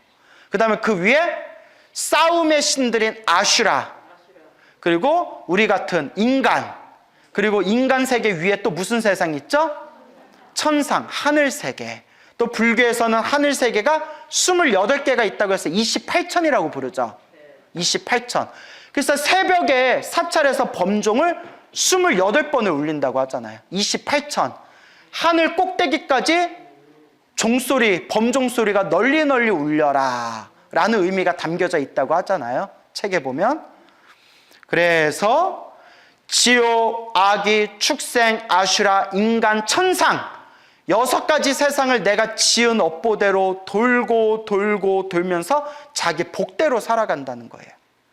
그래서 불교에서는 하늘 세계에 태어나는 것도 궁극의 세계로 보질 않아요. 왜냐? 설사 복을 많이 지어서 하늘 세계에 태어났다 하더라도 영원한 세계도 아니다. 하늘 세계도 영원한 세계가 아니다. 하늘 세계에서 복을 다 누리고 난 뒤에, 복을 다 쓰고 난 뒤에 결국 밑으로 똑 떨어져야 돼요. 그래서 하늘 세계도 윤회에서 벗어난 세계가 아니에요. 근데 우리 한국 불자분들이 한 가지 많이 헷갈려 하시는 게 있는데, 극락세계라고 알죠? 아미타 부처님 극락세계는 하늘 세계에 들어가요, 안 들어가요? 그렇죠. 그래도 내가 참 열심히 노력을 한 것 같아요. 몇 년 전만 해도 들어가요, 안 들어가요 하면 들어가요 라고 대답했어요. 근데 제가 주구장창 아미타 부처님 극락세계는 하늘 세계에 들어가는 세계가 아닙니다. 윤회 세계가 아닙니다. 아미타 부처님 극락세계는 중생을 성불시키는 무슨 학교입니다? 성불학교입니다 라고 계속 법문하고 다니니까 사람들이 이제 좀 많이 인식이 바뀐 것 같아요. 극락세계는 성불학교입니다. 알겠죠? 극락세계는 성불학교고, 이렇게 복을 지어서 돌고 도는 천상세계하고 다른 세상이에요. 극락세계는 성불학교고, 우리가 흔히 말하는 육도윤회라고 했을 때 지옥, 악귀, 축생, 아슈라, 인간, 천상, 이 6가지 세상을 내가 지은 업보대로 돌고 돌면서 산대요. 근데 절에 다니시는 분들 중에서도 이 육도윤회, 윤회를 안 믿는 분들이 은근히 있더라고요. 제가 깜짝 놀랐어요. 왜 안 믿냐 했더니 과학적으로 안 맞대요. 그러면 부처님의 가르침을 과학으로서 우리가 어떻게 그걸 다 헤아릴 수 있겠어요?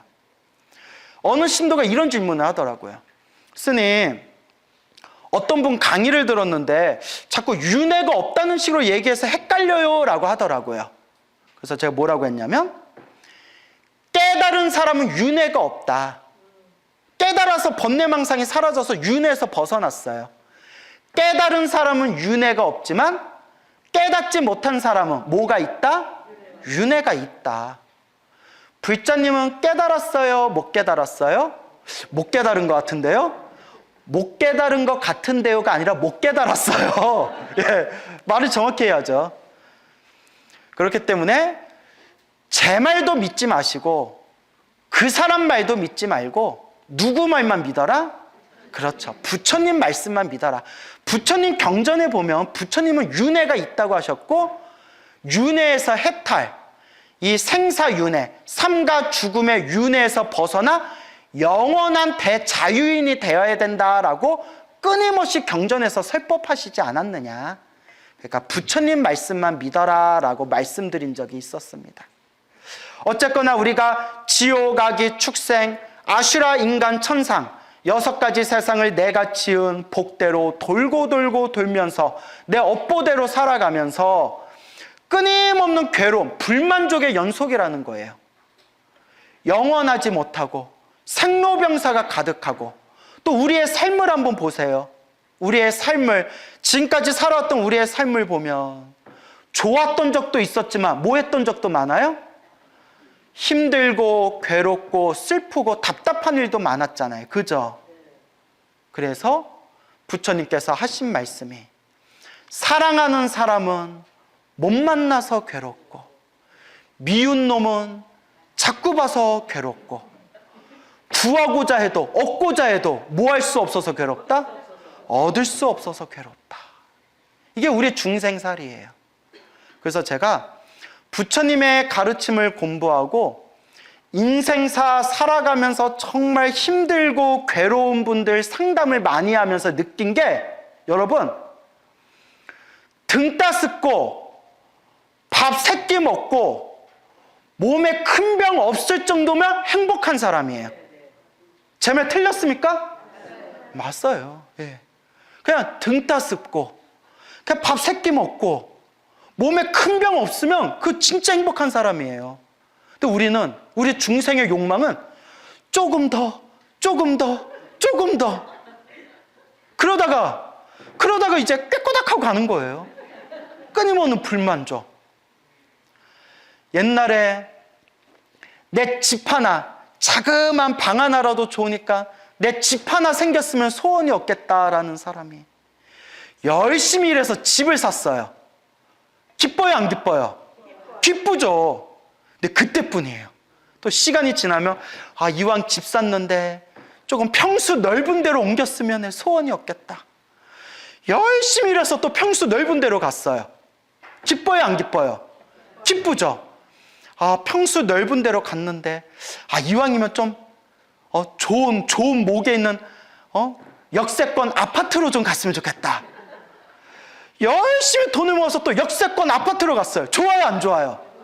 이쯤 되면 만족해야 되는데, 이왕 여기까지 온 거, 나도 강남에 건물 하나 세우고 싶다. 이래보면 이게 끝이 없어요. 동감하시죠? 근데 정말 이 인생살이 하면서 너무나 힘들고 괴롭고 답답한 분들 이야기를 많이 듣고 상담하다 보니까 정말 제가 뼈저리게 느낀 게 등 따숩고 잠잘 때 등 따숩고 밥 3끼 먹을 수 있고 그것도 전 많이 먹잖아요. 네. 그리고 몸에 큰 병 없는 거 그것만으로도 정말 행복한 겁니다. 그래서 불교에서는 지족이란 말이 있어요. 뭐라고요? 지족. 지족이 무슨 뜻이에요? 그렇죠. 여기서 알지자 족할족 만족하다 할 때 족자예요. 만족을 알아라. 족함을 알아라. 만족을 알아라. 여러분들 삶에 만족이 돼요, 안 돼요? 이쪽은 아예 대답조차 없네. 그래요. 그래서 인생살이 원하는 대로 술술 풀리기는 마음이 바로 세상에서 가장 큰 망상이래요. 그래서 저는 어른쌤, 큰 스님들한테 제가 복이 많은 사람이다라는 칭찬을 많이 받았어요. 그래서 제가 말복이라는 소리까지 들었어요. 무슨 복? 말복이. 말복하면 뭐가 떠올라요? 삼계탕? 복날? 스님 왜 말복이라고 부르세요? 하니까 제 다 상호가 관상에 말년에 복이 엄청 많대요. 그래서 말복이 부르셨더라고요. 잘 말해야 돼. 발음 잘못하면 말고기 이렇게 해서 뭔 고기? 그런데 제가 기도를 하면서 저도 체험을 많이 하고 가피를 많이 받았어요. 정말 부처님께 감사드려요. 하지만 저라고 인생 살면서 힘든 일이 있겠어요, 없겠어요? 있죠. 저도 좀 답답하거나 힘들거나 그런 일이 있어요. 그런데 항상 이런 마음이 들어요. 이만해서 다행이다. 이만큼이라도 정말 참 감사하다. 지족, 만족을 알아야 돼요. 아시겠죠? 그래서 따라해 보세요. 이만해서 다행입니다. 이만큼이라도 돼서 감사합니다. 무슨 말씀인지 알겠죠? 예. 우선 머릿속이 갖가지 생각들로 얽히고 설켜 있으니 혼돈이 지극하고 말과 행동으로 지은 업들이 나의 앞길을 막고 있으니 마음 먹은 대로 살 수가 없는 것이다. 한마디로 번뇌와 망상 때문에, 이 번뇌와 망상 때문에 우리가 우리 마음 먹은 대로 살 수가 있다, 없다? 없어요. 내 마음의 주인공이 누구예요? 나예요. 내 마음의 주인공이 나예요. 내가 내 마음의 주인공이고 내가 내 마음의 주인인데 내가 내 마음을 마음대로 해요, 못해요? 못해요. 무엇 때문에? 번뇌와 망상 뿐만이 아니다. 이 세상을 살아가고 있기 때문에 피할 수 없는 사람에 대한 걱정들, 자기 걱정, 가족 걱정, 남에 대한 걱정 속에서 한평생을 지새우기 마련이요. 돈과 명예와 자존심 때문에 괴로워하고 괴로움을 당하다가 허무하게 죽음을 맞이하게 되는 것이다 라고 돼 있죠. 어떤 거사님이 이런 얘기 하시더라고요. 당장이라도 머리 깎고 출가하고 싶대요. 당장이라도. 산 게 너무 지긋지긋하대요. 스님들이 제일 부럽대요. 당장이라도 머리 깎고 출가하고 싶대요. 그래서 제가 우리 지금 출가자가 너무 없다고. 그러니까 절에 오세요. 대환영입니다 하니까 뭐라고 하실까요? 처자식 때문에. 내가 요 처자식만 없으면, 요 마누라하고 자식만 없으면 당장이라도 출가할 텐데, 당장이라도 출가할 텐데, 처자식 때문에. 그래서 저 아는 스님은 20대 초반부터 출가하려고 마음을 먹었대요. 20대 초중반부터 출가해야지 하다가 40이 다 돼서 출가하셨어요. 왜냐?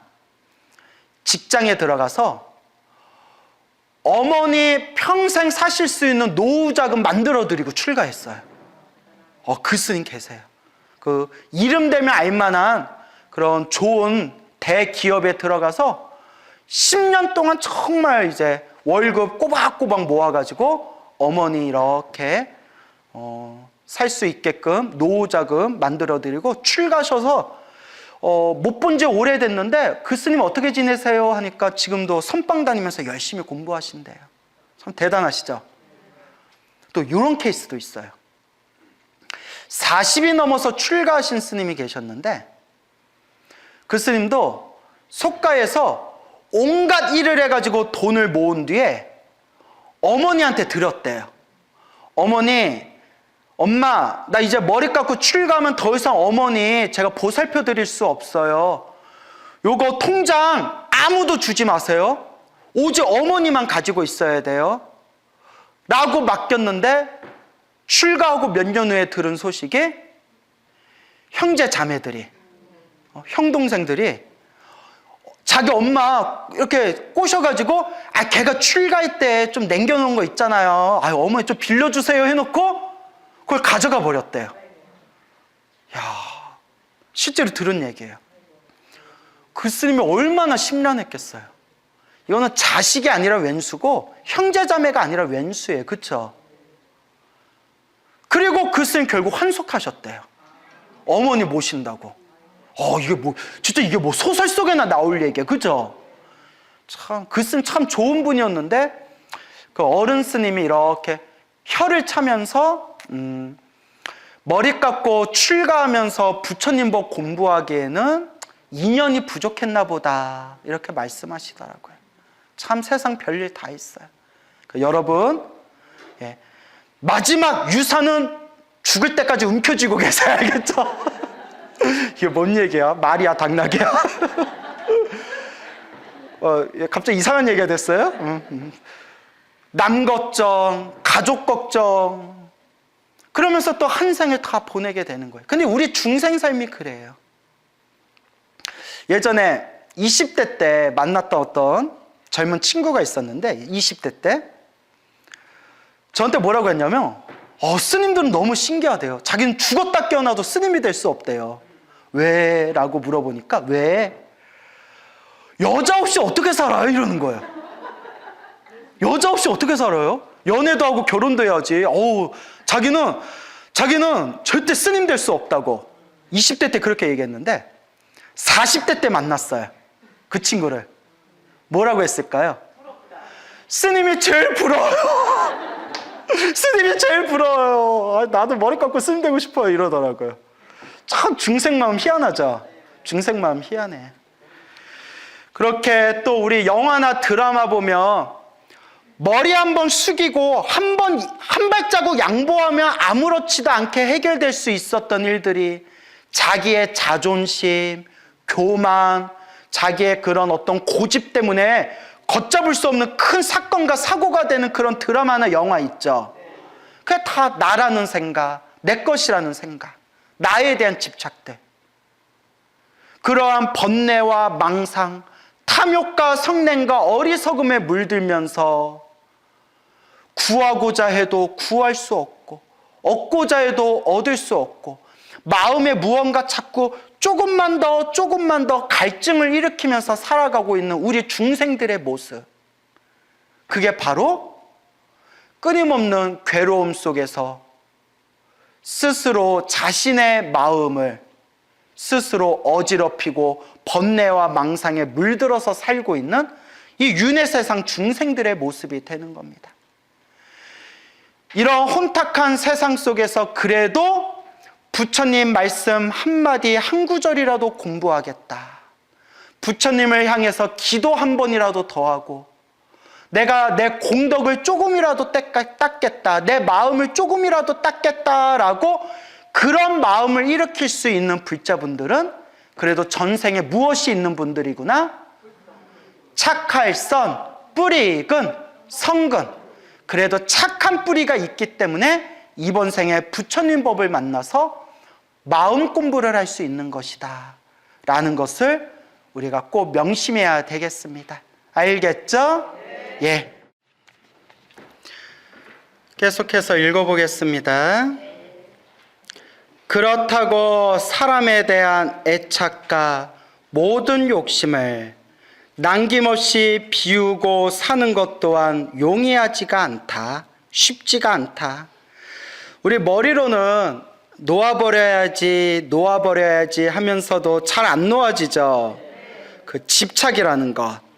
그래서 우리가 흔히 하는 말이 있잖아요. 집착을 쉽게 우리가 끊고 놓아버릴 수 있다면 우린 벌써 다 부처님 됐다. 그렇죠? 근데 참 이게 끈적끈적해요. 참 어렵습니다.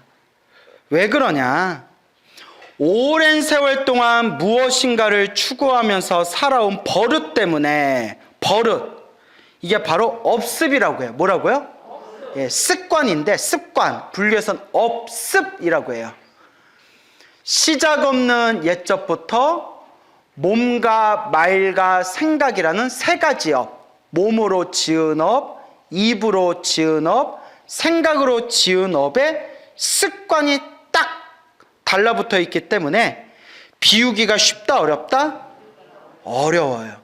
그래서 우리가 불교 공부를 하다 보면, 정말 공부 열심히 하다 보면 머리로는 내가 부처인 걸 알아요. 머리로는 내가 원래 부처고, 이 마음이 본래 부처고, 번뇌 망상이 본래 없는 거고, 그냥 지금 이 순간 모든 게 완전한 것이다 라는 것을 불교 공부하면 머리로는 알아요. 근데 뭐가 안 따라줘요? 몸이 안 따라줘요. 그래서 제가 깨달았다라고 말하는 사람들한테 제가 꼭 하는 얘기가 있어요. 스스로 손을 가슴에 얹고 탐욕과 성냄과 어리석음이 있는지 없는지 자기를 바로 봐라. 하늘을 우러러 한 점 부끄러움이 없는지, 탐욕과 성냄과 어리석음이 남아있는데도 내가 깨달았다 하면 그건 진짜 깨달음이겠어요? 아니겠어요? 아니죠. 근데 그런 사람들이 의외로 많아요. 그래서 옛날부터 어른 스님들은 그런 사람들을 착각도인이라고 했어요. 뭐라고요? 자기가 도인이라고, 도를 깨쳤다고 착각하고 살아간다는 거예요. 그래서 제가 항상 하는 얘기가, 우리는 진리 앞에 겸손해야 된다. 진리 앞에 겸허해야 된다. 그래서 제가 늘 드리는 말씀 있죠. 한 방에 훅 간다. 업습. 이 업의 습관이 참 무서워요. 여러분도 이런 업의 습관이 있죠? 이거는 웬만하면 안 없어져요. 정말 제가 알고 계시는 분들 중에서도 평생 참선을 해서 깊은 경지에까지 가셨는데, 정말 이름만 대도 다 알만한 큰 그런 참선하시는 큰 수행자였는데 돌아가실 때까지 화내는 습관을 못 고치셨대요. 그만큼 어렵다는 거예요. 우리가 왜? 라고 그런 걸 생각해 보기 전에 내 스스로를 한번 돌아보세요. 여러분은 여러분들 습관 고치기가 쉬워요? 어려워요? 어렵잖아요. 남 볼 필요 없어요. 딱 내 모습만 봐도 이 업의 습관을 고치기가 이렇게 어렵구나. 그래서 꾸준히 닦는 수밖에 없습니다. 이 업의 습관. 그래서 사람을 보면 그 업의 습관이 저마다 달라요. 화를 잘 안 내는 사람이 있는가 하면 유독 화를 잘 내는 사람이 있어요. 그죠? 화는 잘 안 내는데 더럽게 여자 밝히는 사람이 있고요. 화는 엄청 잘 내는데 자기 마누라밖에 모르는 사람이 있고. 뭔 얘기인지 알죠? 그 비유를 드는 거예요. 그리고 돈 욕심은 더럽게 많은데 전혀 술도 안 마시고 담배도 안 피고 여자도 가까이 안 하는 사람이 있는가 하면. 그렇죠? 사람이 성격 좋고 천하의 양반이고 세상에 그렇게 마음 좋은 사람이 없는데 술만 마시면 개가 돼요. 그 비유예요. 우리 주변에 그런 경우 많이 보죠. 저마다 뭐가 다르기 때문이다? 업의 습관이 다르기 때문에. 업습. 여러분 업의 습관을 한번 가만히 보세요. 저는 불교 공부할 때가 행복해요. 그리고 보면 제가 전생에 부처님 가르침을 공부한 업의 습관이 있는 거예요. 근데 더럽게 잠이 많아요. 전생에 뭐 잠이 많았던 또 뭔가 업의 습관이 있을 수도 있어요. 하여튼 이런 여러 가지들. 여러분들마다 그런 게 있죠. 예, 그걸 우리가 잘 닦아나가야 돼요. 쉽다, 어렵다? 어렵다. 그래서 어떻게 닦아야 된다? 꾸준히 닦아야 된다. 그렇다면 비우기가 쉽지 않을 때, 그리고 주위 사람의 도움으로도 나의 어려움을 해결할 수 없을 때에는 어떻게 해야 하는가? 비우기가 쉽지 않을 때, 그리고 힘들고 괴롭고 답답한 일이 생겨서 주위 사람의 도움으로도 이 어려움을 해결할 수 없을 때, 그때 어떻게 해야 되는가? 그냥 가만히 앉아 운명에 순응하며 살아야 하는가? 아니죠. 힘들고 괴롭고 답답할 때, 그때 우리가 의지할 분이 바로 누구시다? 부처님이시다. 그리고 그 부처님의 그 찬란한 그 에너지, 그 광명과 주파수를 하나로 맞추는 그 방법이 바로 무엇이다? 기도라는 거예요. 오히려 현재 당하고 있는 어려움을 기꺼이 받아들일 수 있다면 문제가 되지 않는다. 이게 참 중요합니다. 밑줄 짝. 예. 현재 당하고 있는 어려움을 기꺼이 받아들이겠다. 누가 지은 업이다? 내가 지은 업이구나. 내가 지은 업의 인연이구나. 과거 전생에 지었던 이 숙제와 빚을 내가 지금 갚고 있는 과정이구나. 기꺼이 받아들일 수 있다면 그 업만큼은 녹일 수 있기 때문이다. 빨리 녹일 수가 있대요. 빨리 녹일 수가 있다. 그러나 운명을 쉽게 받아들일 수 없을 뿐 아니라 어떤 일을 꼭 이루어야 하겠다고 생각한다면 특별한 노력을 기울여야 된다. 특별한 노력. 그게 바로 뭘까요?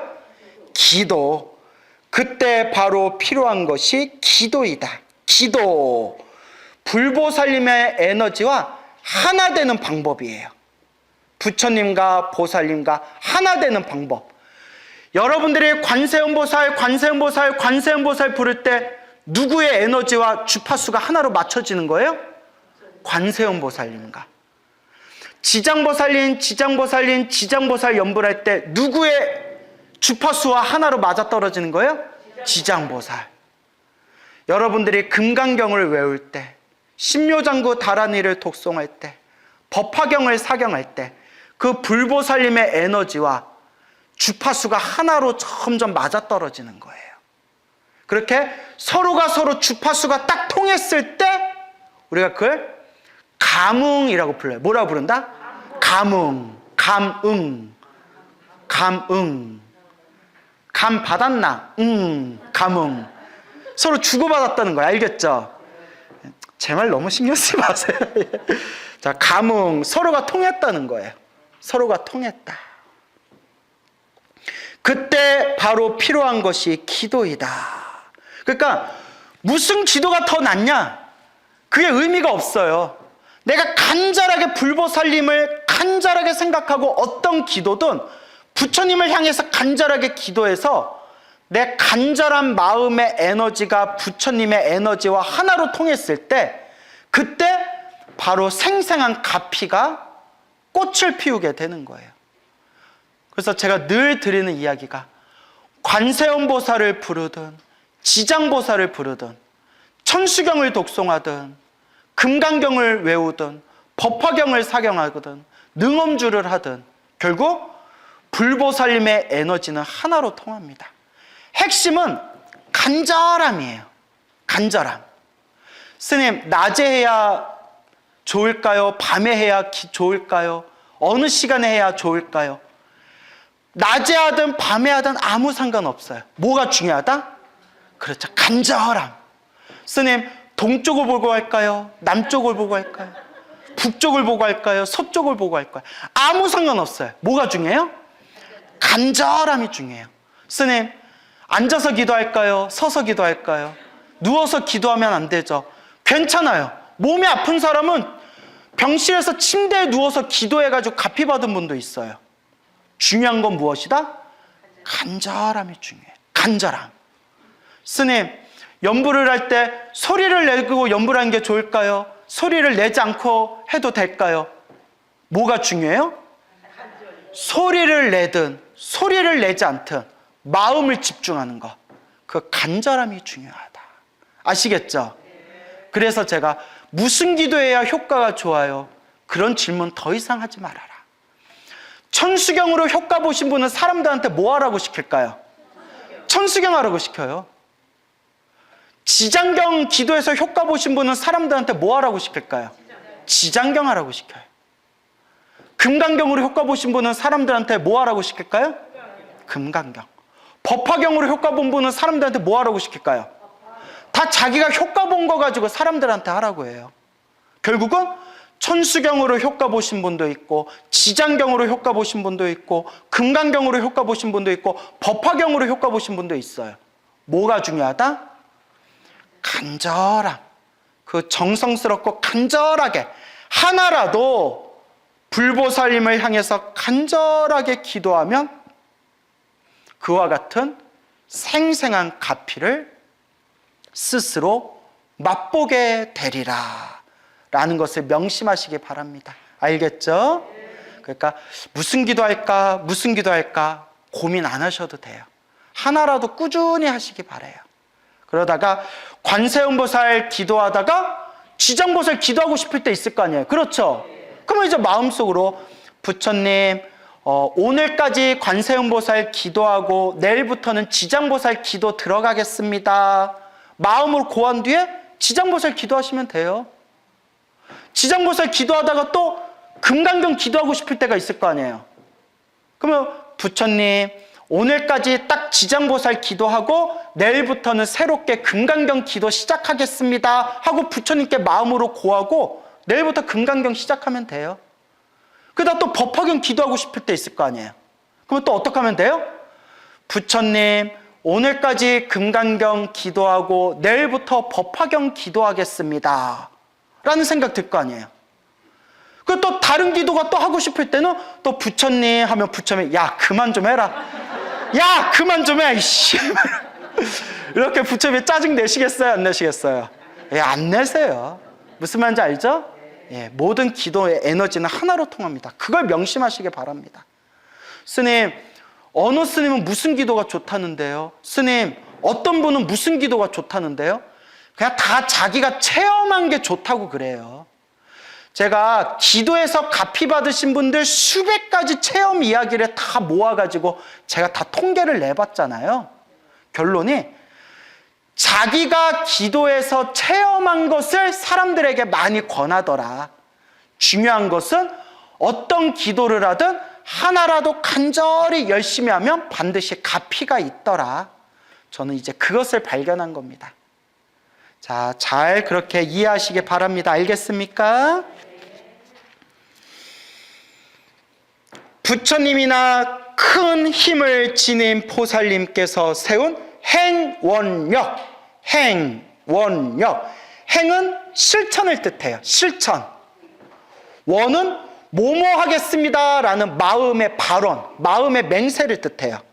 그러니까 행원하면 마음의 맹세와 그 마음의 맹세를 실천하는 수행을 뜻해요. 행원력, 행원의 힘. 대표적인 게 보현행원이라고 있죠. 보현행원. 그 열의 10대 발언문 기억나시죠? 천수경 열의 10대 발언문. 열의 10대 발언문의 행원이에요.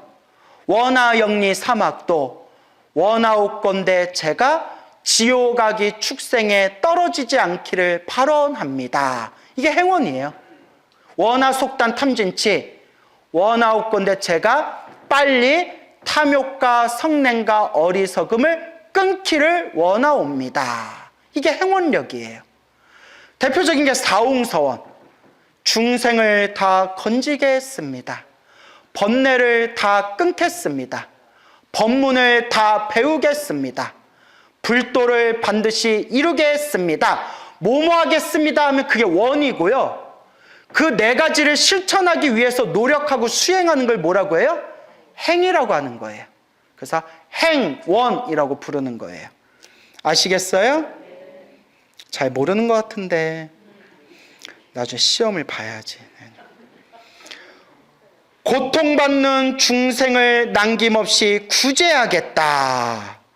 이 세상의 모든 중생들이 괴로움에서 벗어나기를, 모든 중생이 다 함께 영원토록 행복하기를, 고통받는 중생을 남김없이 구제하겠다. 그 행원력에 의지하여, 이게 누구의 행원력이에요? 불보살님. 불보살님은 고통받는 중생을 남김없이 구제하겠다라는 원력을 세우셨기 때문에 그 불보살님을 간절하게 빌고 빌면 우리를 반드시 구제해 주신다는 거예요.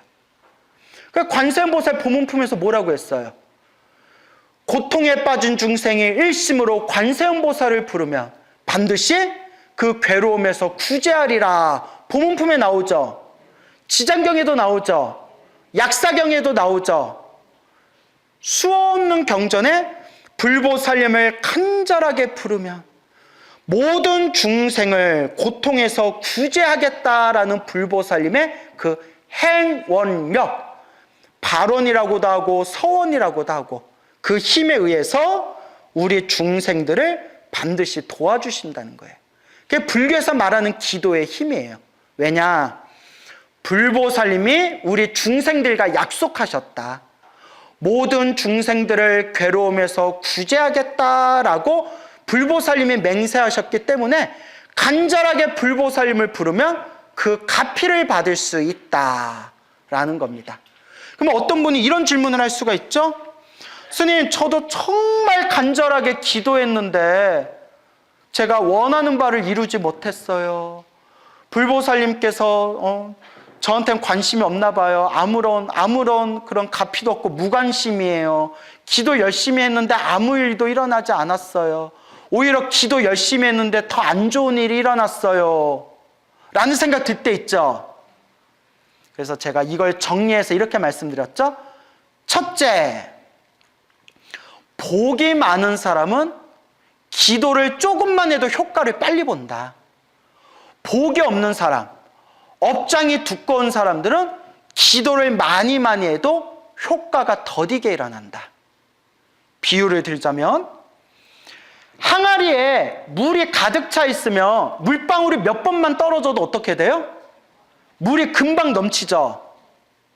항아리에 물이 텅 비어 있을 때는 물방울이 뚝뚝 떨어져도 어떻게 돼요? 오랫동안 차고 차야 항아리에 물이 가득 차겠죠. 그와 같아요. 내가 복이 많은 사람, 복의 그릇이 아주 그 복이 많은 사람은 기도를 조금만 해도 금방 그 복이 넘치는 거예요. 그러니까 효과를 빨리 봐요. 하지만 박복하게 살고 지어놓은 복이 없고 한 사람들은 내 복의 그릇에 기도를 많이 해도 그게 찰 때까지, 내 복의 그릇에 복이 찰 때까지 시간이 얼마큼 걸린다? 오래 걸리는 거예요. 그 다음에 또 두 번째 비유인데, 여러분, 작은 얼음을 햇볕 밑에다가 두면 녹는데 시간이 빨리 걸리겠어요? 늦게 걸리겠어요? 녹는데 시간이 빨리 녹겠죠? 작은 얼음은 금방 녹아서 사라져요. 언제 녹았지? 이렇게 되잖아요. 대딱 큰 얼음 덩어리는 햇볕 땡볕 아래 놔도 그게 다 물이 돼서 녹을 때까지 시간이 오래 걸리겠어요? 빨리 걸리겠어요? 오래 걸리죠. 우리 업장도 그거 같다는 거예요.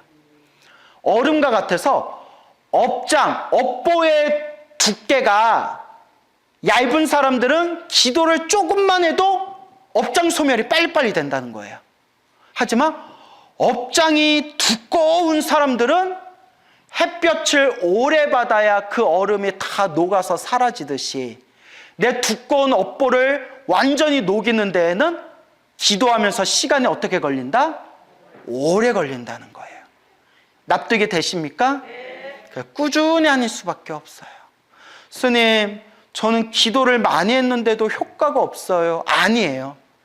지금 복의 그릇에 복의 물방울을 채우고 있는 과정이고, 내 두꺼운 업보, 두꺼운 얼음과 같은 내 업보를 지금 녹이고 있는 과정이에요. 꾸준히 하는 수밖에 없어요. 그리고 스님, 기도를 열심히 했는데 오히려 힘들고 괴롭고 답답한 일이 생겼어요. 제가 늘 말씀드리죠. 시작 없는 옛적부터 지었던 내 큰 업보가 기도하면서 크게 받을 걸 어떻게 받고 있는 거다? 작게 받고 있는 거다. 부처님의 기도 갚이는 분명히 있습니다. 하지만 빨리 받냐, 늦게 받냐, 혹은 크게 받을 걸 작게 받고 있느냐, 작게 받을 걸 흔적도 없이 흘려버리느냐, 이거는 결국 이것조차도 내가 지은 업의 인연이에요. 그러니 여러분, 평생 절에 다니고 기도하고 염불했는데도 사는 게 힘들고 괴롭고 답답한 일들이 자꾸 생기는 사람들은 얼마나 오래 닦아야 되겠어요? 얼마나 오래 닦아야 되겠어요? 제 아시는 스님이 있어요. 그분의 개인 신상이니까 법명은 안 될게요. 친하게 지내는 스님인데, 그 스님도 사회에서 산전수전을 많이 겪은 것 같더라고요. 당신 사회생활한 이야기 해주니까 산전수전 많이 겪었고 30 안팎에 출가했어요. 30 안팎에. 사회생활 좀 몇 년 하다가 30 안팎에 출가했는데 기도를 열심히 했어요. 열심히 하고 지장보살 가피도 많이 받고 기도 가피를 많이 받았어요. 기도 가피를 많이 받았어요. 기도 가피를 많이 받았고, 또 재미난 이야기가, 그 스님도 기도 가피를 빨리 받는 편이에요. 그 스님이 어떤 일이 있었냐면, 친하게 지내는 어느 청년이 있었대요. 청년이, 스님, 저 무슨 자격증 시험을 봐야 되는데 저를 위해서 기도해 주세요 라고 했대요. 그래서 스님이 그 친구를 위해서 기도를 좀 많이 해줬대요. 축원을 많이 해주고, 그 친구가 스님, 저 내일 시험인데 저 기도 좀 해주세요 해서 그날 그 스님이 당신 기도하면서 그 친구 시험 잘 되게 해주세요, 잘 붙게 해주세요 라고 또 그렇게 기도를 했대요. 기도를 그렇게 했는데 그렇게 기도를 하고 며칠 후에 그 청년한테, 자격증 시험 보는 청년한테 전화가 왔대요. 스님, 잠이 안 와서, 그날 시험 전날에 잠이 안 와서 뒤적거리고 있었는데 깜빡 새벽에 잠이 들었어요. 잠이 들었는데 웬 할아버지가 나타나서 책을 하나 휙 던져주는 거예요. 책을 하나 휙 던져줘서 책을 딱 받아서 그 책의 문제집을 이렇게 봤대요. 책의 문제집을 딱 보고 잠에서 딱 깼는데 느낌이 너무 이상해가지고 그날 책 한 번 더 보자 해가지고 문제집을 꺼내서 꿈에서 봤던 문제들을 이렇게 보면서, 꿈에서 봤던 문제들 비교하면서 이렇게 중요하다고 생각된 걸 보고 그날 아침 일찍 시험장에 가서 자격증 시험을 보는데 눈치채셨죠? 그날 꿈에서 본 문제가 다 나왔대요. 그러니까 정말 대단하죠. 그러니까 제가 이렇게 지금 밑밥을 까는 이유가 있어요. 괜히 까는 게 아니에요. 이렇게 밑밥을 까는 이유가, 그 스님도 그렇게 신비한 체험도 하고 기도도 많이 하는 스님인데 무릎이 작살났어요. 너무 수행을 열심히 해서 그런지 몰라도 절도 많이 하고 결가부자하고 그렇게 몸을 안 돌보다가 무릎에 물이 차고 심해져가지고 양쪽 무릎을 다 수술을 받았는데 걸을 때도 쩔뚝거리고 양쪽 무릎을 다 수술 받았어요. 철심 박았다고 그러죠. 예, 그리고 이제는 책상 다리로 오래 앉을 수가 없대요. 그래서 신도들한테 양해 구하고 당신 이렇게 기도할 때 의자에 앉아서 기도한대요. 어떻게 아픈데? 근데 제가 드리고 싶은 얘기는 이거예요. 눈치채셨겠지만 그렇게 기도 많이 하고 그렇게 가피도 많이 체험하신 스님인데도 뭐 아픈 건 피할 수가 없었어요? 몸 아픈 거, 무릎 아픈 건 피할 수가 없었어요. 정말 기도 많이 한 스님인데도. 우리 같으면 저렇게 기도 많이 했는데 저 무릎 아픈 것 좀 조금 보호해 주시지, 저 무릎 아픈 저 업장 좀 소멸해 주시지 라는 생각 들 수 있죠. 근데 아니더라고요. 수행 많이 하신 큰 스님들도 아플 때는 아파요. 수행을 많이 하신 큰 스님들도 불사하다가 사기당할 때 있어요. 중요한 거는 불교를 모르고 부처님 법을 수행하지 않은 사람들은 남을 원망하게 돼요. 이런 삶아서 씹어먹을 놈들 봤나 뭐 이렇게? 아니 내가 그랬다는 게 아니라 예를 들어서 그렇죠 여러분. 그런데 부처님 법을 배운 분들은 내 전생에 숙제와 빚이 있었는데 이번 생에 갚았구나. 내가 크게 받을 업보가 있는데 어떻게 받았구나? 작게 받았구나. 그 스님이 그래요. 그 스님은 자기가 기도한 힘이 있기 때문에 중심이 있어요. 그러니까 몸이 그렇게 아파도 부처님을 원망하지 않아요. 오히려 내가 전생에 무슨 업을 많이 지었길래 그래도 내가 크게 받을 업을 부처님께 기도해서 크게 받을 업을 이렇게 무릎이 아프고 몸이 아픈 걸로 소멸하고 있는 것이다. 이렇게 자기 중심이 딱 있어요. 그러니까 그 스님의 그런 이야기를 들으면 저도 이제 많이 배우는 거죠. 여러분도 그런 믿음이 있습니까? 정말 있어요? 에이, 별로 뭐 있든가 말든가. 예, 그래요. 그러니까 참 근데 이게 막상 내가 겪으면 쉽다 어렵다? 어려워요. 내가 막상 겪으면 서운하고 섭섭하고 내가 기도 잘못했나? 정말 기도가 효과가 있는 건가? 별의별 생각이 다 들어요. 그때 내 마음을 딱 움켜쥐고 내가 지은 업은 내가 닦는 거다. 내가 크게 받을 업을 작게 받고 있는 것이다. 지금 내가 지었던 내 빚을 갚고 있는 과정이고 그리고 내가 이렇게 기도하고 수행한 공덕은 언젠가 또 내가 받게 될 것이다. 그 믿음을 딱 세우시기 바랍니다. 알겠죠? 그래서 감동적인 얘기가 있어요. 그 티베트 불교의 큰 스님이 계셨대요. 아주 수행을 많이 하신 큰 스님이 계셨는데 몇십 년 전에 그 중국 땅에 아주 흉악한 사건이 펼쳐지게 돼요. 문화대혁명이라고 들어보셨죠? 문화대혁명이라는 이름 아래 그 우매한 민중들이 막 그 중국의 화려한 그 보물, 국보급 문화재 다 때려 부시고 불상 다 때려 부시고 지식인들 막 탄압했던 정말 광기에 그런 피바람이 불었던 문화대혁명이라고 불렸던 그런 흉악한 사건이 터집니다. 그때 소위 종교인들이나 그런 지식인들을 밧줄로 묶어가지고 목에다가 천에다가 나는 천하 대역죄인이다. 뭐 나는 천하의 못된 놈이다. 이렇게 욕 같은 걸 목에다 붙인 뒤에 이렇게 뱅뱅이 돌린다고 하나요? 뭐 돌린다고 하죠? 예, 조리돌림 맞아요. 조리돌림. 뭐 우린 갈치조림이나 알지 뭐 예, 뭐 조리돌림을 시켰었어요. 그때 티베트의 그 큰 스님도 그 흉악한 사람들한테 붙들려 가지고 막 몰매 맞고 막 조리돌림 받고 그 인민 비판이라고 해가지고 사람들이 돌아가면서 가운데 있는 사람을 막 손가락질하면서 그 사람 막 욕하고 흉보고 하는 그런 인민 재판 같은 게 있었거든요. 그걸 막 몇 날 며칠을 매일매일 당했대요. 우리 같으면 어떤 생각이 들겠어요? 끔찍하죠. 내가 평생 부처님을 시봉했는데 내가 이런 고통을 당해야 되나?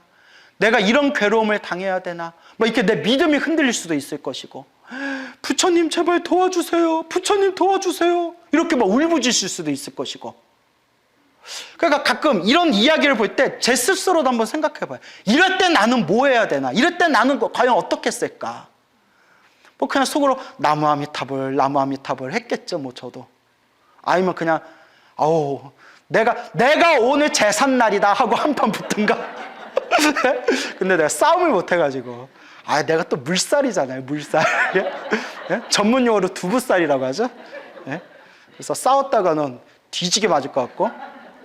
그런데 그 티베트 큰 스님께서 그런 조리돌림을 받고 수많은 사람들의 얼굴에다 침을 뱉고 손가락질하고 욕을 하고 있을 때 마음으로 부처님의 진언을 외우면서 거룩하신 세존이시여, 수없는 과거 전생에 제가 지었던 업보를 제가 지금 받고 있는 겁니다. 오늘 이 인연으로 저의 인욕바람일, 참는 걸 인욕바람이라고 하죠.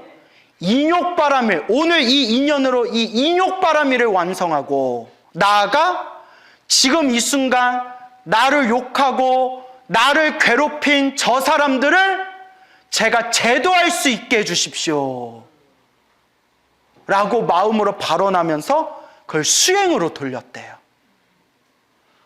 오늘 이 인연으로 제가 지은 업보를 제가 받는 것이니 오늘 이 인연으로 제 업장이 소멸하고 인욕바람이를 완성하고 나를 욕하고 나를 때리고 나를 괴롭힌 저 사람들을 제가 제일 먼저 제도할 수 있게 해주십시오. 이게 불교예요, 여러분. 이게 불교입니다. 어떻게 해야 이 정도의 경지에 갈 수가 있을까? 나 같으면 속으로 이 새끼들 두고 봐라. 내가 나중에 권력만 잡으면 니들 모가지부터 잘릴 거다. 뭐 그런 마음 생길 수도 있잖아요, 중생 마음에. 야, 어떻게 이런 마음을 낼 수가 있을까? 라는 생각이 들었습니다. 결국 꾸준히 닦는 수밖에 없어요. 그렇죠? 결국 꾸준히 닦는 수밖에 없다. 그러니까 여러분들께서도 인생을 살아가면서 정말 기도를 열심히 했는데도 힘들고 괴롭고 답답한 일이 생길 때 나무 아미타불, 나무 아미타불, 관세음보살, 관세음보살, 지장보살, 지장보살, 시작 없는 옛적부터 제가 지은 모든 업보를 참회합니다. 참회합니다. 제가 지은 업보를 제가 지금 받고 있는 겁니다. 제가 지금 이 빚을 갚고 있는 겁니다. 제가 크게 받을 업보를 부처님 가피로 작게 받고 있는 겁니다. 이 인연 공덕으로 모든 중생이 괴로움에서 벗어나 모든 중생 다 함께 행복하고 성불하여 지이다 라는 마음으로 여러분들이 불자로서의 중심을 잘 세우시기 바랍니다.